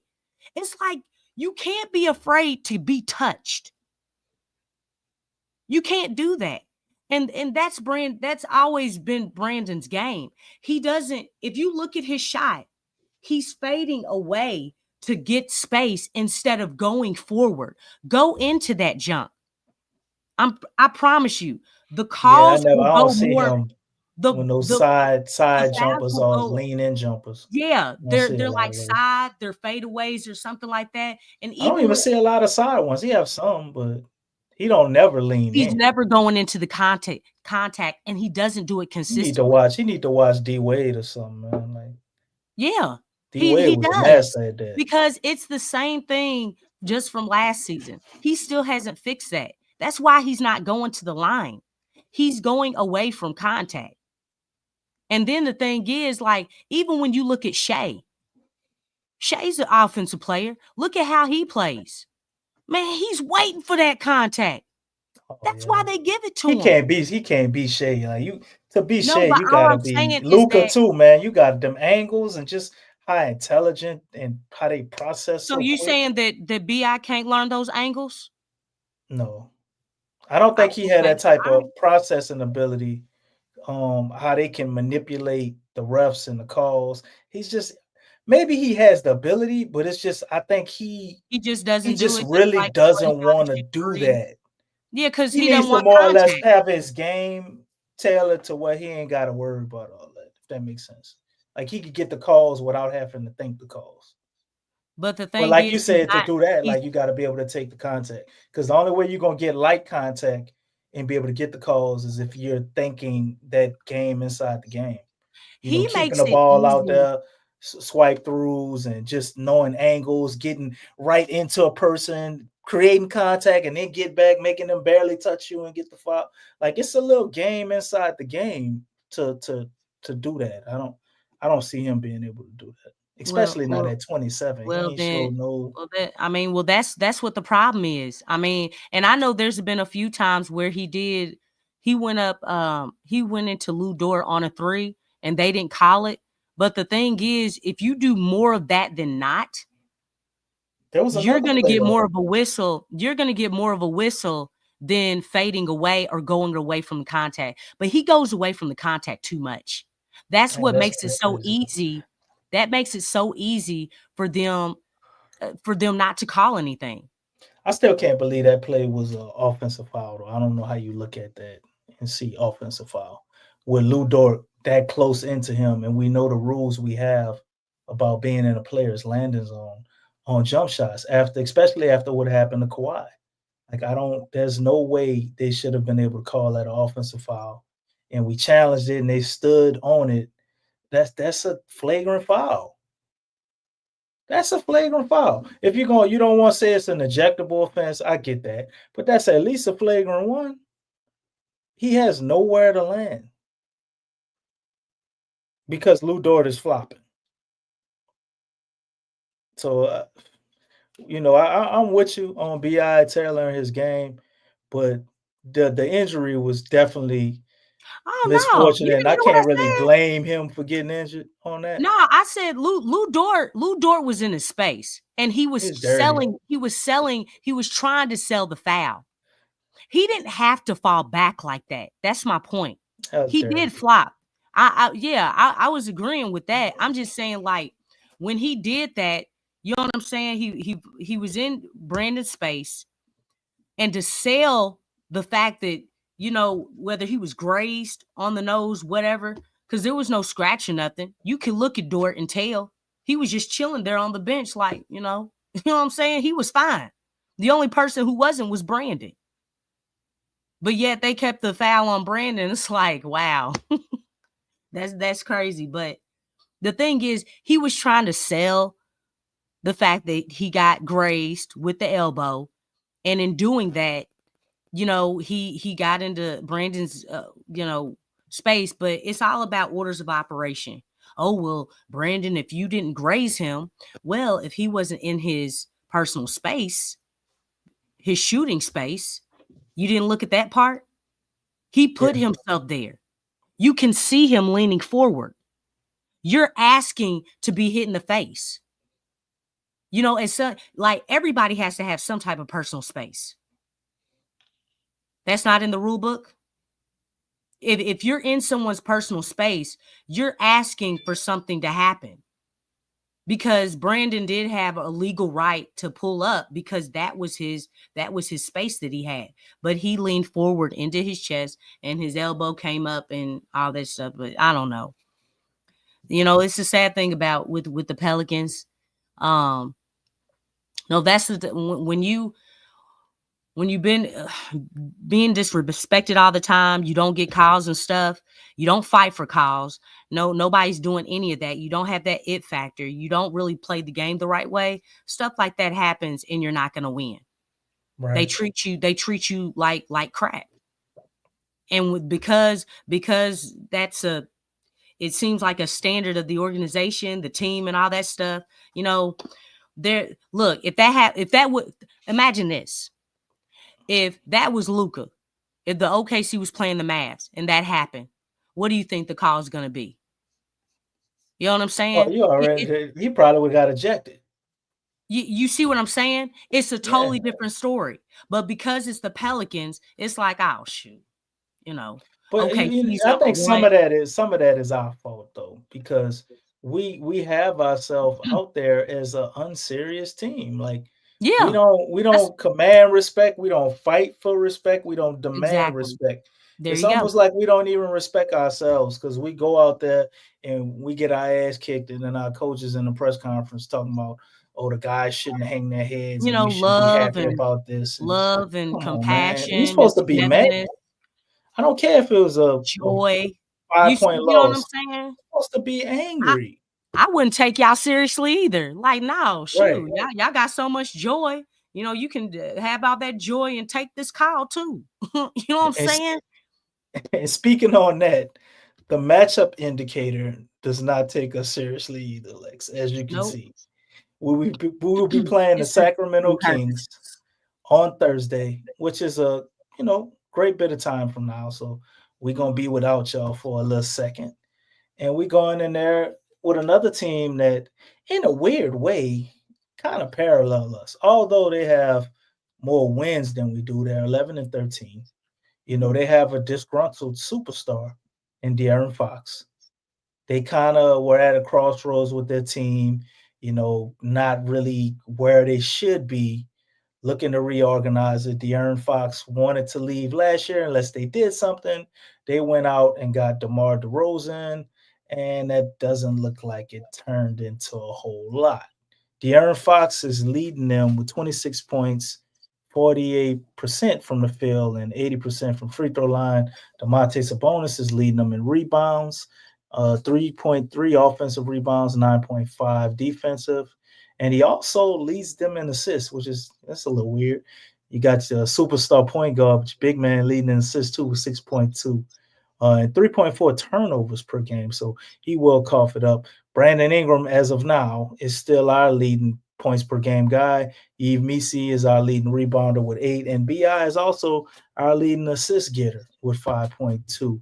But I'm sure that will have to change in some time because, as you heard from reports, B.I. will be out indefinitely.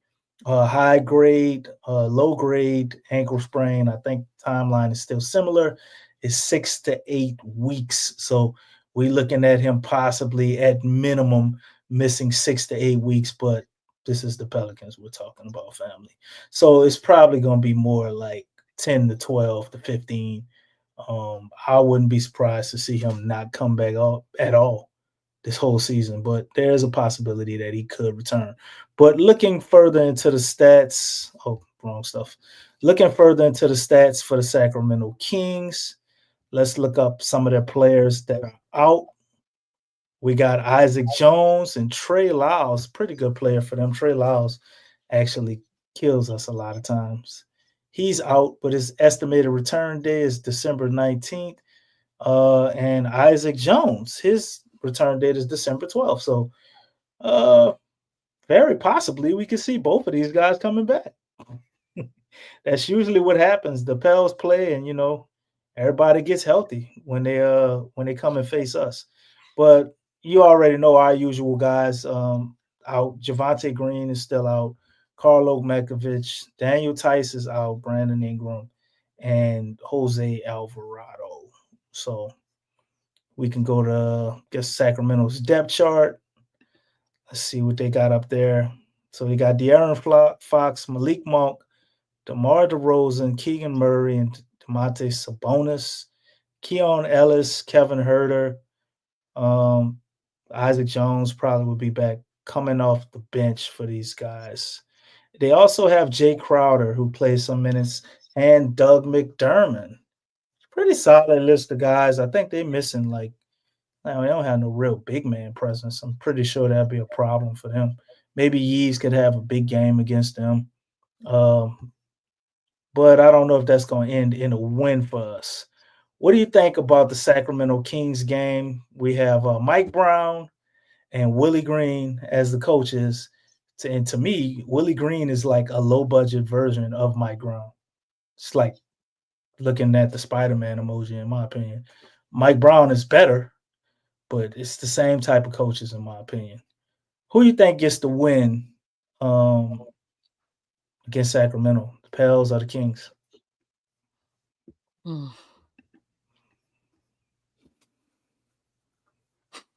got to think about it. Wait, hold on. Let me bring the matchup indicator back on in here. I'm trying to help. You know what I'm saying? Because I'm really not trying to say the opponent team. You know what I'm saying?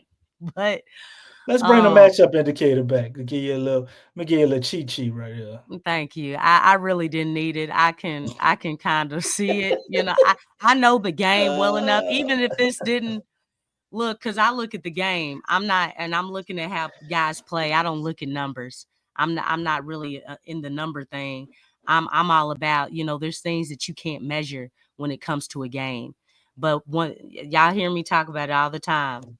The energy level, getting after it, the effort, the will, the heart. I feel like those things can get you over the edge. You know what I'm saying? When when you're playing with those things. But if you're not, and you have players that are out, it makes it very difficult. It makes it very difficult to win. But let's see. This is gonna be a home game for the Pelicans, which really doesn't matter. Yeah, I'm gonna I have to feel go with bad I said that. You gonna keep rolling with that one, huh? That no, shit true because as I hell, mean, right? but the Home thing games is, don't mean shit for us. I've never felt the Man, Pelicans do we've not never had a have home field never have advantage. home court advantage.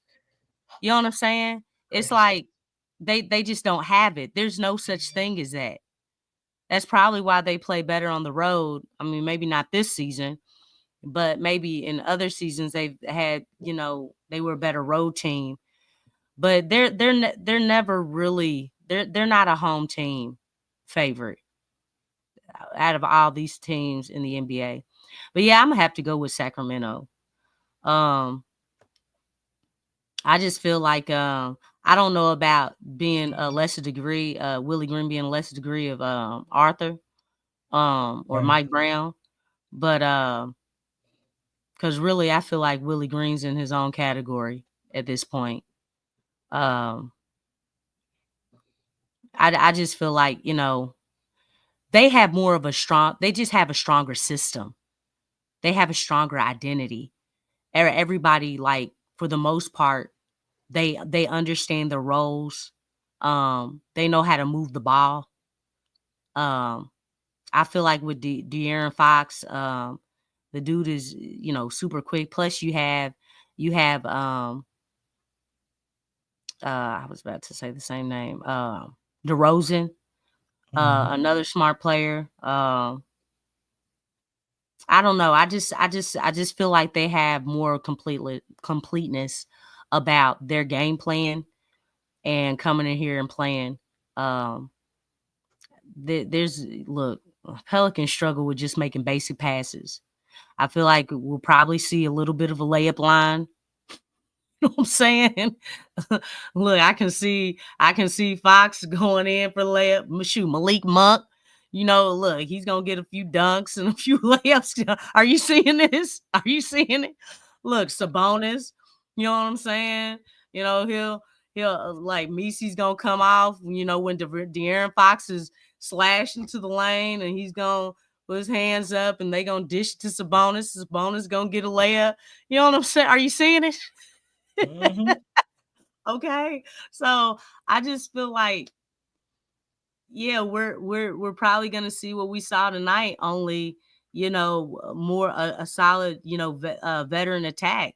And they're gonna know how to win. Plus, Sacramento lost 6 games. We played Sacramento 6 times last season, right? I think it was 5. Okay.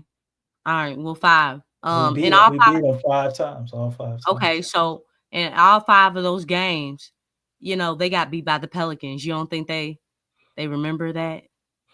So the chickens have come home to roost, right? And trust me, they ain't gonna feel sorry for the Pelicans not having guys out. Be like, oh no, Well, they trying to themselves get back. may very well can be going through some dysfunction because it's rumored around the league that De'Aaron Fox wants out. So they're Oh yeah, facing I their think their that would, own because internal struggles as well. he didn't sign. No, he They signed presented a him an extension. contract. It was 5 years, I think 169 million with the ability to go into a supermax, depending on the stipulations of his contract. Give me a Yeah, second, and I'll try and pull it up. yeah, but yeah, he said he wanted to wait to see what the team was gonna do, and then they got DeRozan. But I mean, obviously, he still wants. He's been playing bad. Hey, well, you know what? They about to play the Pelicans, so what does that mean? I mean, that should help him turn things around a little bit. Exactly. You know what I'm saying? It seemed like, look, everybody want to turn things around, be like coming off of a loss. Dang, man, who we got next? Oh, shoot. Yeah. Okay, we can turn this around. Come on, y'all. You know what I'm saying? It's like everybody wants to get together against the Pelicans because the Pelicans, they really dysfunctional. Oh, yeah, you're correct, Lex. He didn't. It's actually his old deal. He did Uh-huh. an extension Yeah. that added I think a couple of years to the deal at 34 and 37 million a year.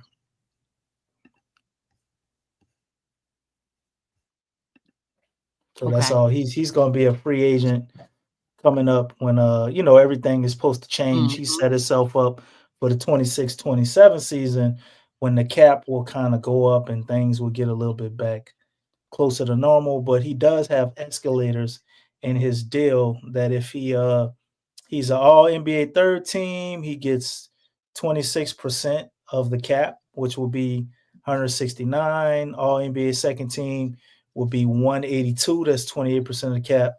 All NBA first team would be 30% at 195. So he has to work for his deal, I guess, similar to Zion, but in a different way. Okay. But yeah, just like Stacy said, players get out of their funk against the Pelicans. So I just think oh wow. Okay. Well, they just beat down the Jazz 141-97 on tonight. The Jazz don't want to win. They ain't really saying nothing. But they still beat them down though. 141-97. Yeah, I good mean, win. so I don't think they want to stop winning. I'm saying, I mean, that's extra shoe. Oh wow. Okay. Look, Jazz, they at the bottom. Ooh, we playing another team. You know the crazy thing? As long as I've been Pelican supporter, Mm-hmm. when we're not injured, severely injured, you can Mm-hmm. always look to a player and be like, well, how are they going to slow down such and such? And how are they going to stop this player or that player? Yeah. Now it's almost like we don't even think to ask those questions or think about that because our own team stifles our own players. Yeah. That's true. We pretty much get in our own way. Yeah. Shoot. And And we don't Antonio even think about Daniels who was we can saying that stop. on tonight. Oh yeah, we definitely he be touching on it. He Yeah. gets pissed every time they have turnovers. I can hear in his voice, but he Mm-hmm. keeps it professional because we Oh have so shoot. many stupid turnovers, man. So many Yeah. careless Unforced. plays, unforced. Can't Right. make basic passes, can't catch basic passes, don't know how to pass in the post. That's what kills me the most. I mean, DeJounte, he's been passing well, but it's like nobody else knows how to pass in the post. Y'all can't even do a wraparound bounce pass. Come on, guys. Like, and put some heat on it. Don't pass weak passes down there. You got to get it down there. Whip that thing. It's just, and then, y'all don't know which hand to give it to. Like, dude got his hand out like this, and you throw it to his chest, or you throw it to the other hand. Like, dog, you didn't see him waving this hand. It was Yep. out over here, away from the defense. You know what I'm saying? Like, Wasn't paying it was attention. right there. Hey, they taught us that stuff in high school, freshman year. I'm just saying. I mean, I'm just like, hey, that's a communication. It's a communication. If defense is on your right hip, you want the ball to go to your left hand away from the defense. And then the thing is, what happened? This is what happened, DC. You ready for this? What's up? So they calling for the ball, right? Mm-hmm. The defense sees it, and you're just holding the ball. You're holding the ball, right? At the perimeter, they're just holding the ball. Be like, you sure you're gonna catch it? Are you sure you're gonna catch it? Look, finally, after maybe 5 seconds, they throw it. Guess what? The defense done moved to the left hand. Man, I tell you, they be horrible NFL quarterbacks, right? It's You every missed the pass is window, bro. telegraphed. You missed the window because you were thinking too much. Are you sure you're Yeah, gonna catch it? all You that gotta shit. pass it. You only have a small window to get the ball, or the defense is going to move. Okay, I'm finished. I mean, you're right. You're right. It's ridiculous. But Oh, this is God. the life of being a Pels supporter. As for right now, That's hopefully awful. the best we could hope for is we wake up tomorrow and Willie Green is fired. But knowing that it's only December 8th and it's not Christmas yet, I don't think that's going to happen. You know what? They should look, they had until Cyber Monday. Come on, man. Come on.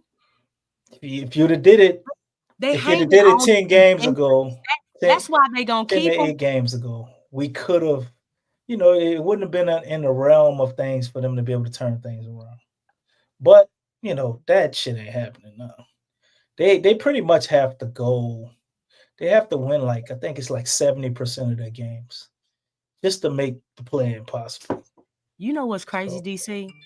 what, they got Is 3 that weeks? They got 3 days of practice, and we're gonna see the same shit against Sacramento? yeah, well, there is that. That ain't something. What's crazy is that three coaches from last season got fired, and all of them had better They had winning records, records. Yeah. than the Billy Pelicans, Donovan's and they probably gonna lost get their fired this job. year, and he's a way better coach than Willie Green. Exactly. That's what's crazy. All them coaches were.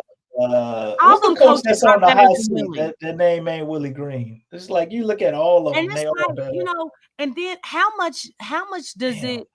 how much does it rely on his contract, which we still don't know nothing about on I why. don't think his contract is a lot of money, and you can see that based on his inability to want to get texts and speak up for players to get fined. He's not making a lot of money. I think it's more or less we already had Stan Van Gundy. Miss Benson probably tired of paying 2 coaches and only having 1 coach, if you understand what I'm saying. Like the I mean, ineptitude but of that's the how that problem. all went. You're playing 2 coaches and you have no coach. Right. That's the Right. reality of the situation. You're paying 2 coaches and you don't have one. Well, according to Big That's Q, he what's said really Stan bad. Van Gundy's contract has been satisfied as of now. So we're paying 1 coach now, but there was a point during that period where we were paying 2. And I for the life of me, never understood the Willie Green extension. Like, I don't know I why don't think they had anybody to is. extend him before the season. You couldn't let him ride the season out and see, because after watching the Thunder game, you can't tell me you looked at that and you thought he was extension worthy. Again, you don't expect him to win the series, but it's like, come on, man. You can't go out there and get swept how you got swept, and you got pretty much everybody except for Zion. Oh Should get man, swept. hey, look at this statement. The coach in Orlando is amazing. He's winning without his stars. Yeah, And and Franz that's the coach. That's the Wagner coach we just were gonna have, but we didn't want to let him get his own coaching staff. He that's had to use crazy. Stan Van Gundy's people from Stan Van Gundy's staff. So he's like, you know what? And I mean, if you look at T. Mosley, let me see what he's making, man.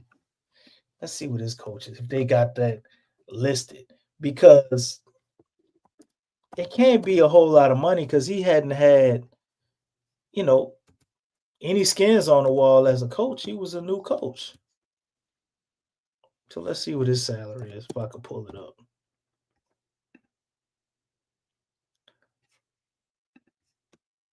There is no winning culture within this organization. And it's really disturbing. Really disturbing. Yeah, that's true, Stacy. That's true. He should have been. Just like everybody else who was fired. You know what I'm saying? And they had better records. I just think it's funny. Mosley. Yeah, but he's doing his thing. He's got a $7 million contract, family. Now, let's see if we can see how many years that's spread into.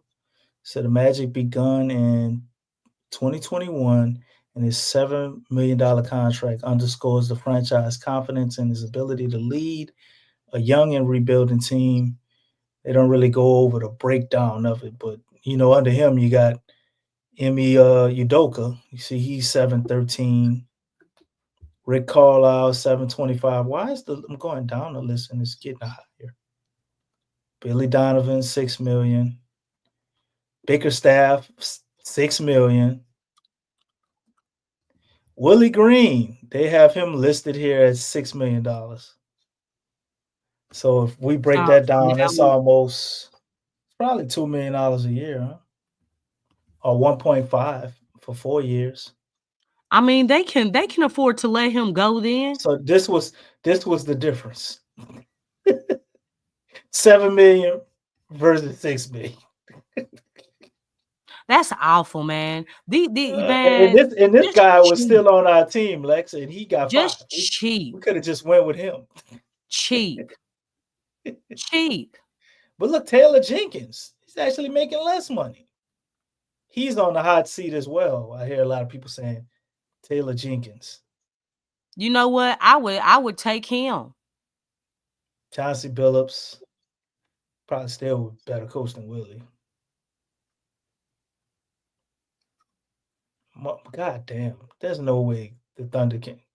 Wow. They 4 million? they probably getting paying. You got to think they probably getting like I don't bonuses. know. Maybe these listings I got, maybe they're inaccurate. I don't know. What year That's a little was crazy. it? What year does it say that they? Let's see. Usually it should be at the top. Yeah, I guess this is from when they hired him in 2020. So maybe he did reshape his contract from 2020 because he's been over there for a while. They went from Billy Donovan to him. And at the time, I thought that was a bad move because I thought Billy Donovan was a pretty good coach, especially for them. But they went on with Mark, and they haven't let up. So I guess this information is based on 2020. These contracts could be, skewed or maybe slightly inaccurate. This website, I'm not familiar with them. Just was looking up Mosley, and this is what came up for him. So, but nonetheless, he's over there, like fam say, winning without any of his star players. And I think Stacy, you asked me who would want CJ for $33 million. I think this is a team that actually would be able to pull it off and make sense of it. Getting a guy like CJ, all they need is really like one of those streaky scorers that could come off the bench or be in the game and get hot. That's all they're missing when they're healthy. And I think Paolo can be back maybe for the playoffs. But Franz, I'm not sure. He's got the same injury. But isn't that why they got Caldwell Pope? Yeah, but Franz and Paolo is hurt. So if they want to continue and actually try to make a push at it and try to plug a hole with Franz missing possibly the season, they got the money to do it.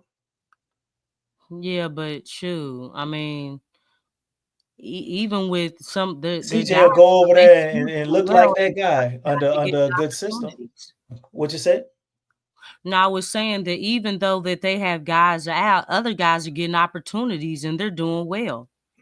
You know what I'm saying? It's almost like, if like, hey, we doing just fine.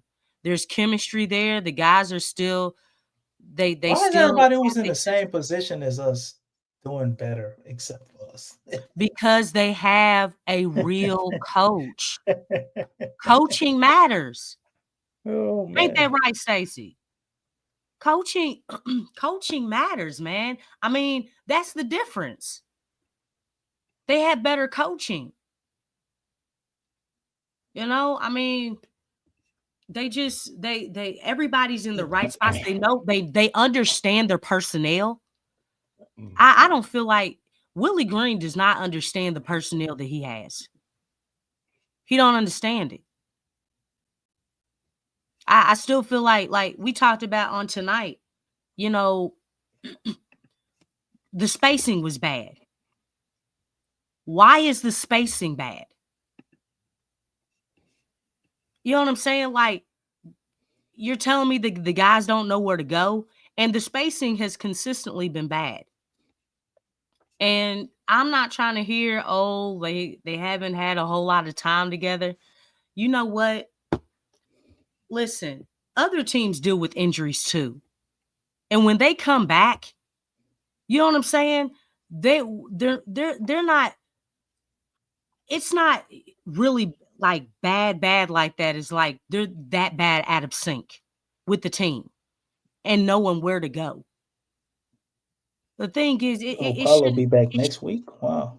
Say again. None. Stacy said Paulo should be back next week. I thought he was supposed to be out a lot longer than that.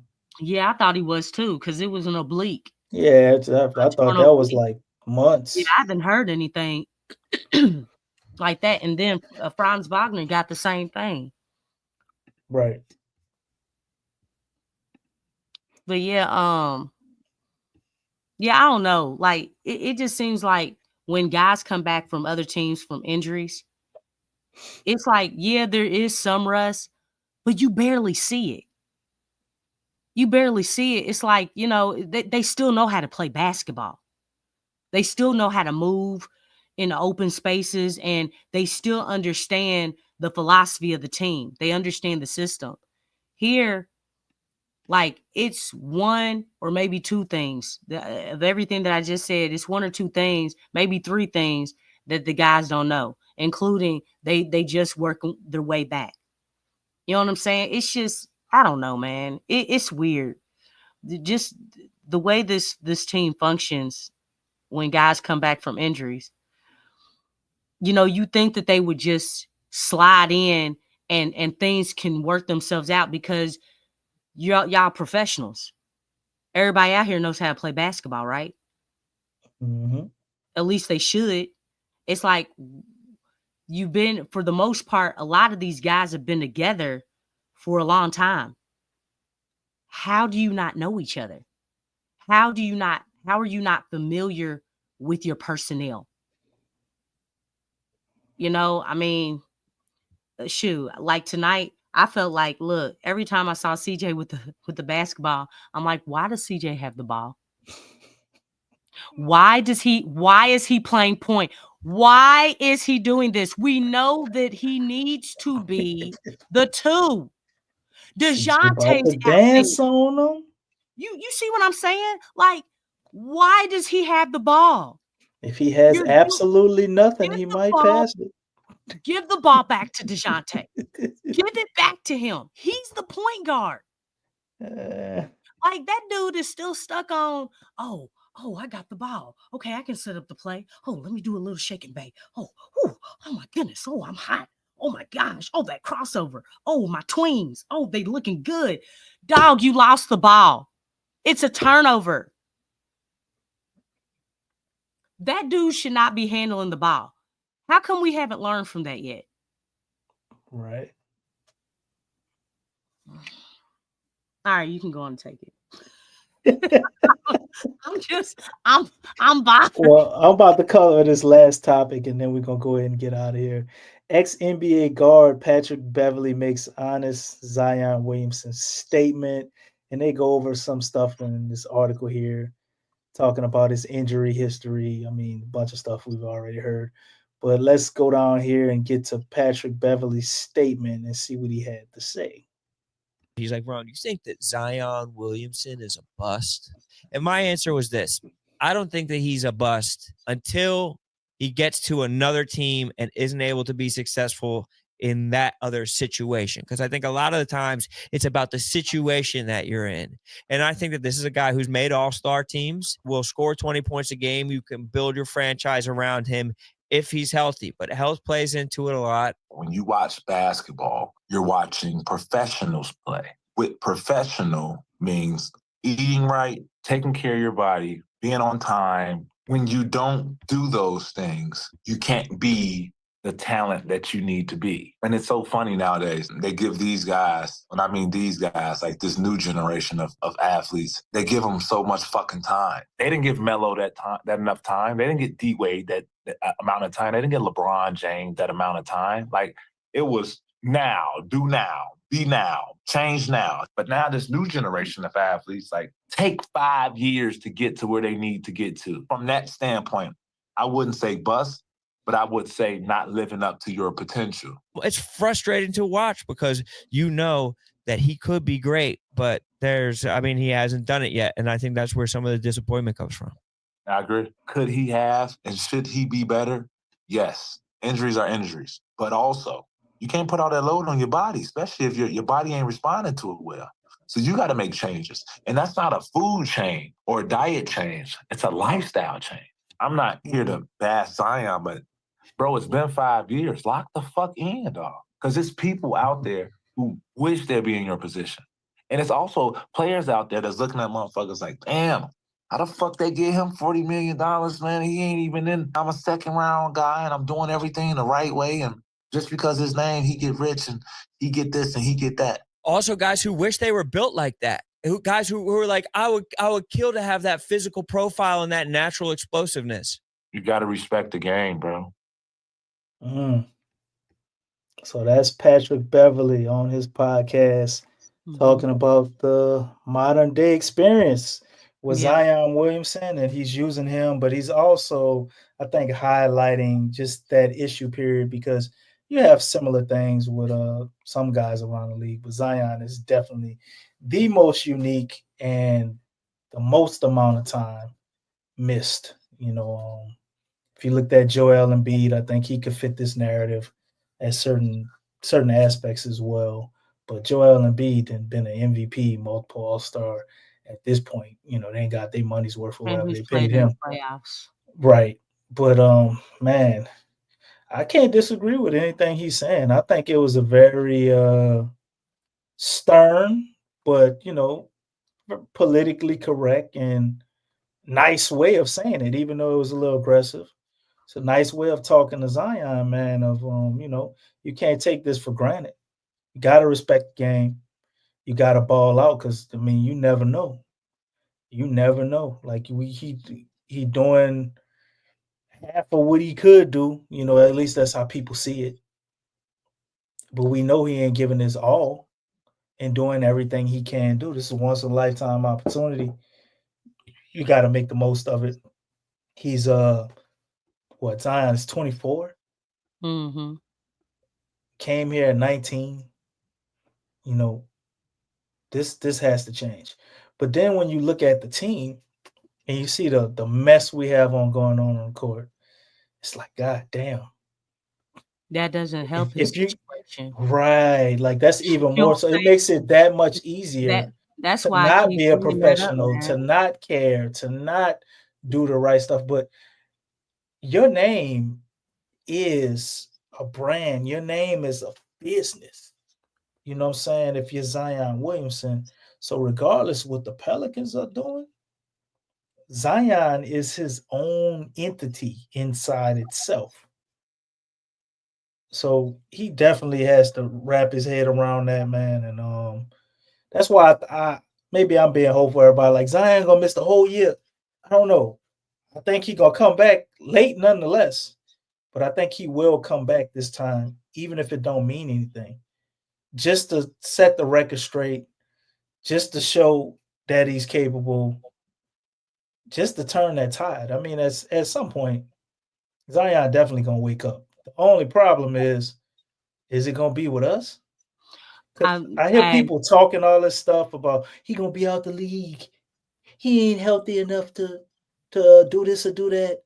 He ain't gonna be able to play. His athleticism gonna be gone, and he gonna be done in 10 years. Zion is a basketball player.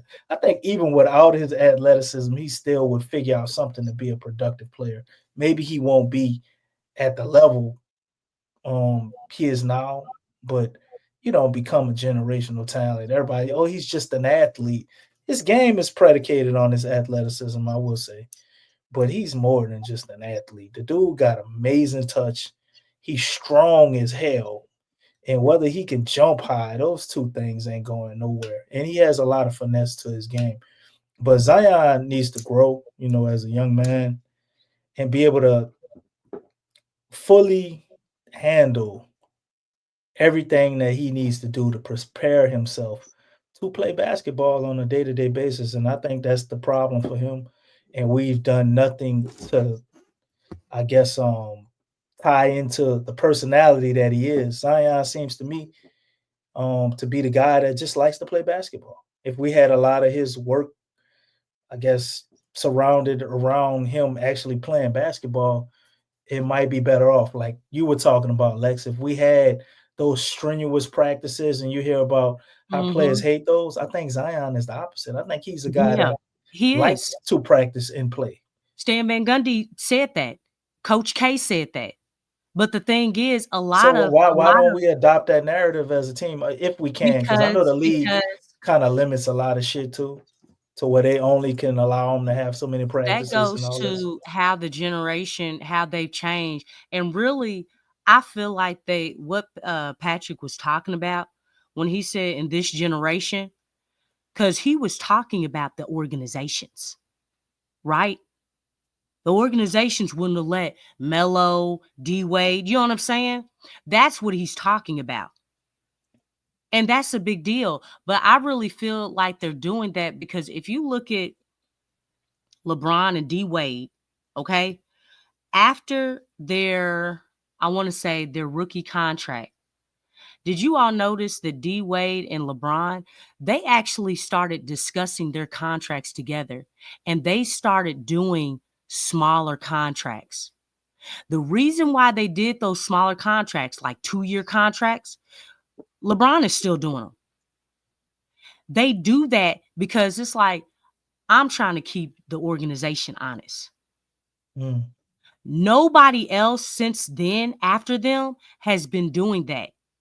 Like, that's dangerous. Well, we haven't trying to reached that that level yet. I get what you're saying, but you got to let the new generation catch up to their age when they started doing those contracts. Hey, it's not that. Everybody who got their bag, the superstars, they just getting their first bag.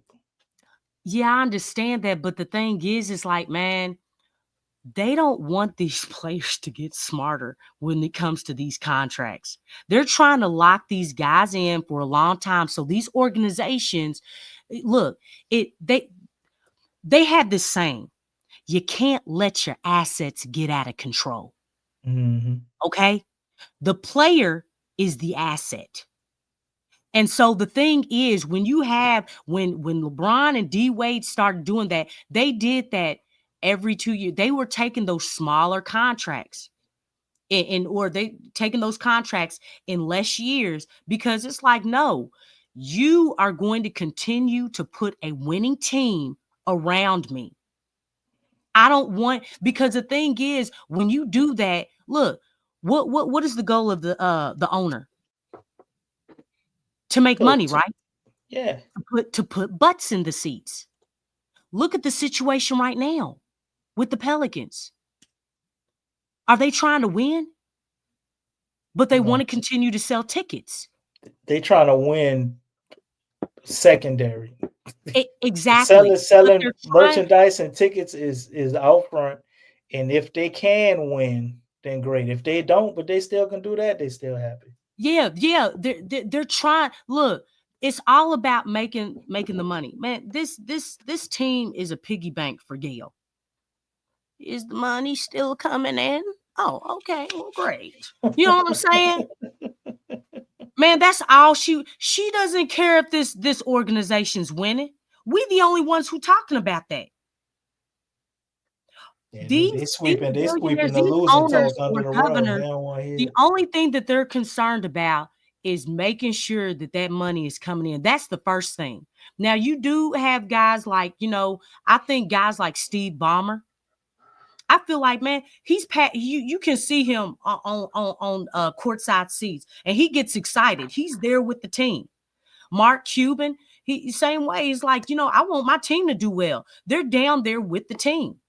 They down there talking to the players, but like, hey, come on, man, you can do this. You know what I'm saying? Giving that extra push. How do you push. explain the Thunder? Because I don't even who is their owner. I don't even know who their owner is.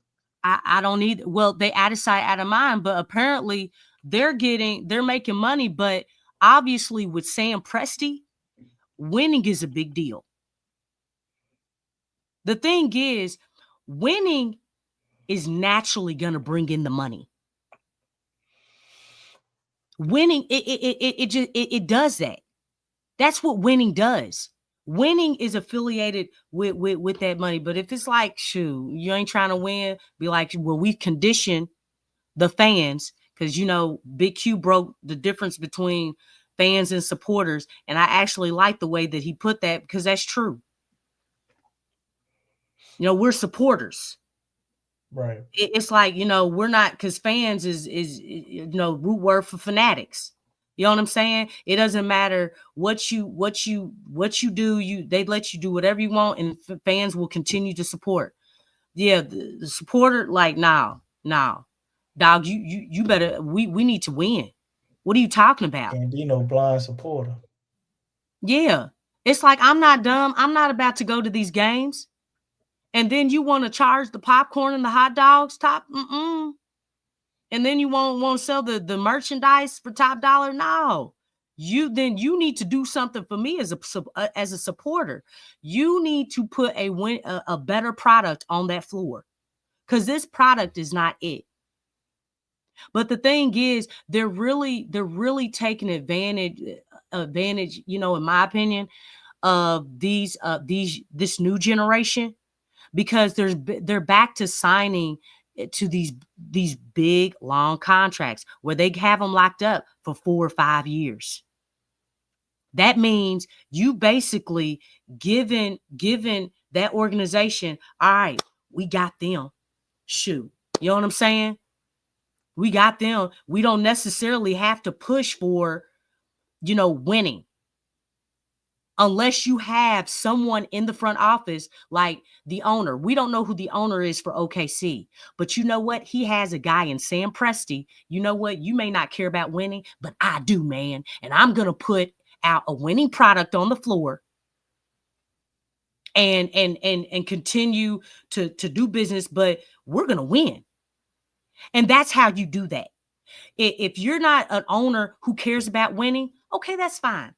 Because you want that money. You're all about the bread. But at least hire someone who does care about winning. That's so You expensive. see how that works? You get someone in there who wants to win. You hire a coach who wants to win and who's not comfortable on losing every single night the same way. That's how you do that. Like, look, I just want to make the money. All right, I understand you, but I care about winning. We're going to win and we're going to make money, and all parties are going to be happy. It can be done. It can be done. You just have to hire the right people. All right, I want to make that money. I think that ship does sell, man. Yeah, but I'm just they saying. They hired the wrong people, and they didn't got themselves in a bit of a quagmire here. Yeah, with the situation we have. She don't know nothing about basketball. You know what I'm saying? And so she doesn't know who to hire. And so she's getting we can make the comparison. She don't know nothing about the Saints either. But there's just better people in place, even though they have issues. They're better set up to be able to sustain or succeed than the Pelicans, because the people there have ran that organization for 20 years.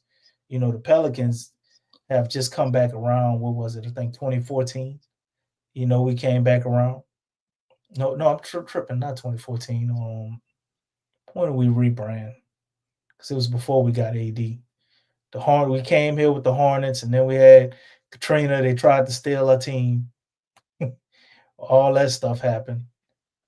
Well, we rebranded. I gotta remember when we rebranded. I think it was 2011. The team was trial and error in OKC, because OKC didn't exist. Our team went over there for a little while. Yeah, that's what I'm saying. They tried to keep it. That the Pelicans were a trial for OKC for that market. Look, the Pelicans opened up that door for them. You know what I'm saying? It's like, thank you. All right, so see, we can have an NBA team. And they got one. So, and they just kind of skyrocketed. Shoot, they've had two. First they went from Harden and Westbrook and KD, and then they went to Shea. And look, the rebuild started at the same time, and they back up at top again. Man, these dudes are number one, man, in the West. 2 years in a row. And just a few years ago, they didn't even make the play-in. Remember that? This is OKC. Yeah, that's right. We changed our name. It was 2013, so 2012, 2013. We changed our name. But nonetheless, you're right as far as the OKC thing. But franchise ain't been around a long time under this new ownership. Miss Benson, they just stealing our money, man. Poor Miss Benson. And sooner or later, she's definitely gonna wake up to what's going on. But it's like, God damn, man, the alarm bells have been sounding for it's been sounding since David Griffin got in there. When he first got up there and said Drew Holiday is a goddamn dark horse MVP candidate, I don't know who knows basketball, and just the Pelicans, their ears didn't perk up and think, oh shit, something's wrong. Because all the supporters were saying, something is wrong. He just got the number one pick. This is Zion's team. But see, they took that pressure off of Zion. And instead of Zion needs pressure. He's exactly. He needs pressure. He needs pressure. He needs to practice. Like, that's how you. How do you not know that, though? Dumb. Stan Van Gundy went and did the research for them. It's like. And he got fired for that. Yeah. because of Brandon. Oh man. Brandon's like, man, I ain't trying to do all that practicing. But see, Brandon's not the only one. A lot of players don't want real practices. Whereas Zion, man, he eats that stuff up. But the players who don't, to me, they ain't the ones who you looking at to be the best of the best. Think about any player who you put in the category or on the trajectory to be the best of the best. I ain't never heard them complain about practicing too much or wanting to practice. Shit, they be organizing goddamn practices and running it themselves. You know, so I can't go off of Brandon with that. Like, what type of weight does he hold? What have you won? Hey, apparently, you haven't won anything. Like, how? I mean, it's been consistent that Stan Van Gundy ain't here because of him, and a lot of people thought it was Zion, and it wasn't. And Stan Van Gundy did an interview, and he said, "Look, Zion did not give Zion. He's a great kid. I mean, he always speaks up well. He played for me. He spoke very highly of Zion. So it's always. Like it's not what he was saying. It's what Stan. What are you not saying? Stan. He's a nice guy. So he didn't. Well, he was trying to be professional. He was just trying to come out. He didn't throw BI under the bus, but we all know. And I heard, BI, and there was some other players too. It wasn't just BI. Bledsoe. And where's he now? Little dumb butt. I don't think it was Bledsoe. Bledsoe was one of Stan's favorites, so it wasn't him. Okay. I mean, he probably had guys like NAW may have complained about him because he wasn't getting playing time. And Josh Hart. Josh Hart complained about him. It was Josh Hart. And you know what? He's playing for a coach that runs you through the ground. He ain't trying to get Thibodeau fired. But he give him minutes. No, he was getting minutes. Josh Hart was getting minutes. He getting more minutes than he was getting under Stan Van Gundy right now. Okay, yeah, that's Stan because Van Gundy he played gave him minutes, game. But that's what he wants. Josh Hart wants to be basically a starter. He wasn't starting for us. We probably would have been better off with him out there than damn Drew Bledsoe. I mean, but you needed Drew Bledsoe. Well, you had Lonzo, right? Yeah. Eric Bledsoe. Eric Bledsoe. He was not a starter. It was an empty spot. Washed up. It was an empty spot with him. Yeah. Josh Hart ain't no point guard, but shit, we've still been better with him out there. Eric Bledsoe really gave us nothing. You still had Lonzo out there. But they had Lonzo as basically a two guard, man. Lonzo was like playing like a combo guard type position. He didn't really run sets or nothing. He just got guys open looks inside of the offense. Well, I know this one thing. The fact that when Lonzo was here, it worked. Just getting those easy shots. Man, I actually miss those three-quarter court alley oops and stuff. Man, I mean, that stuff is always there. We don't even see that stuff. We don't even see the half court alley oop no more. Nothing. You know what I'm saying? I mean, those were easy points. And we just don't see that because guys don't know how to throw. They don't know how to throw the ball, man. But he did allow us to get a lot of layups and things. Basketball should not be hard. And every time I look at the Pelicans, man, this team makes basketball so hard. They do. Which they make everything hard. Lex, why would they make basketball? It's a hard? lot of hard They work. can't. They make getting their players' names hard and their faces right on their media shit hard. They make it hard for you to hear the questions during their goddamn press conferences. Yeah, the audio's horrible. It's like they make everything hard. Y'all are really poor. Like, y'all gotta stop this. I don't think as much as it is poor as it is just ineptitude. Like, they're just inadequate. I think they're paying people. Yes, poor. But they're paying the wrong people. Yes, poor decisions. You know what I'm saying? Yeah, okay, yeah, you know. Poor mentality. Passing over opportunities repeatedly. Yes. You know what I'm saying? They do that. Look, poor game planning. You know, which poor do you want, DC? Yeah, you know what I'm saying? No, I thought we was just strictly talking money. No, poor everything. Well, what I said, YB and G Don, you talking about watch my mouth? What I said? No Diddy, but what I said. I don't know. You could type it, bro. It's a safe place. Yeah, speak your mind or forever hold your peace. But we'd rather you speak your mind than look. We want Willie to hold his peace like all the time. I don't even want to hear him. I want Willie to go buy a piece and be ready for some violence. You a hot mess. You a hot mess, Don. Okay. For real. Come on, YBG Don. They make everything. Oh, come on, man. Come on, we talking about the game, man. Look, that don't require no Diddy, but whatever. Oh, goodness gracious. Yeah, Willie don't have he ain't got a mean bone in his body, Lex. He's truly, you don't got a hard one. See, I ain't about to say that. Now, that would be crazy. That would be crazy. But see, you could do that. You could do that. I can't do that. All right. I can't even comment on that one. Back to PG-13. God damn. But just so we get this understood, in closing, you said the Pelicans are going to lose to the Sacramento Kings, correct? Oh, goodness. That was a good laugh, man. All this good therapy right here.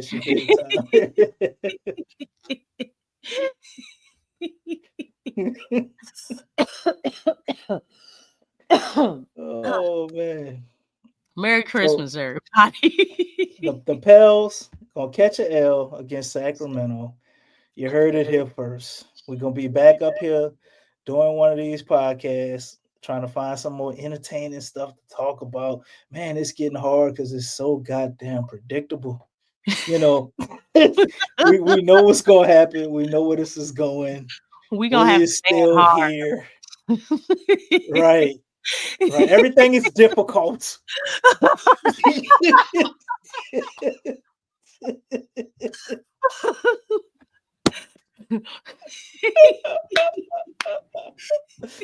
Oh, man. Oh, goodness gracious. My head hurts.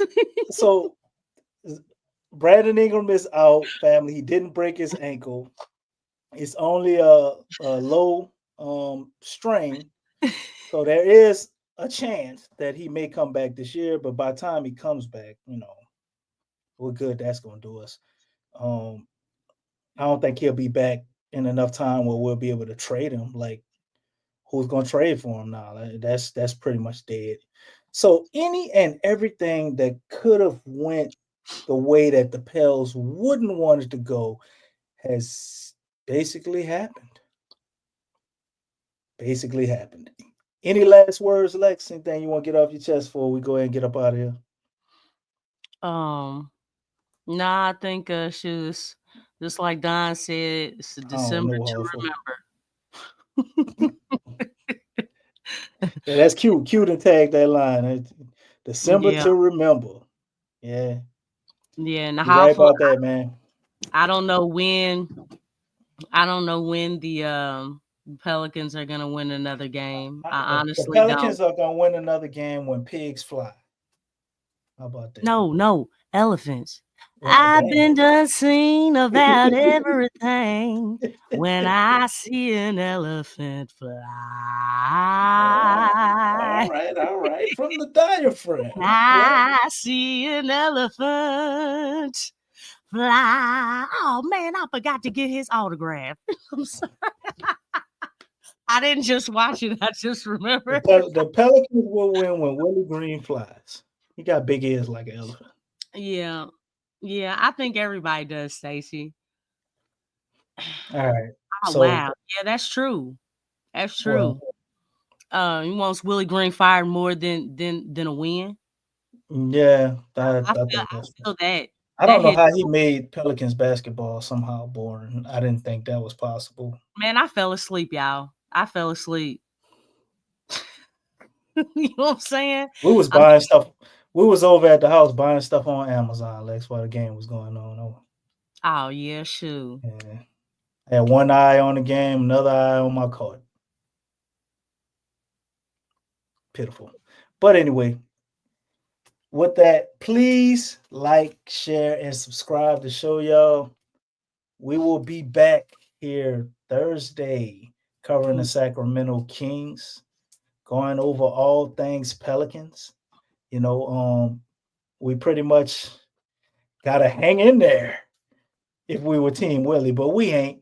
So we, just let this shit go ahead and fall through the floor because there ain't no fixing it the current way it is.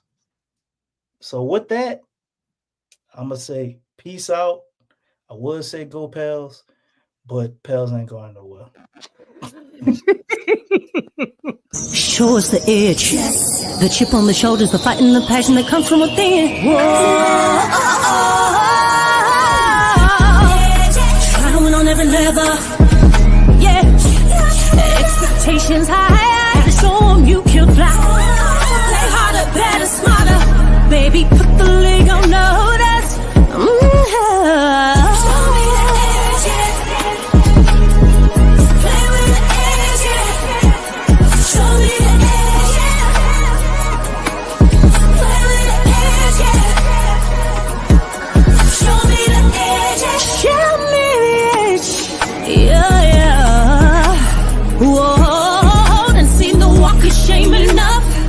Wanna see the walk of winning, time to come up and bring out the alcohol.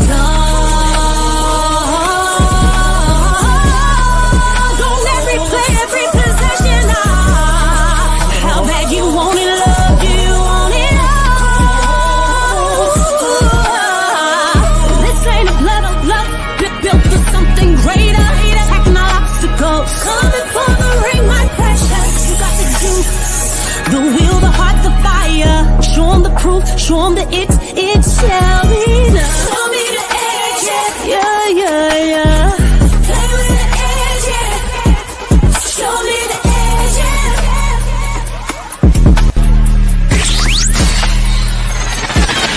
You're listening to the Pelicans postgame report on the PRO Media Network for all things Pelicans.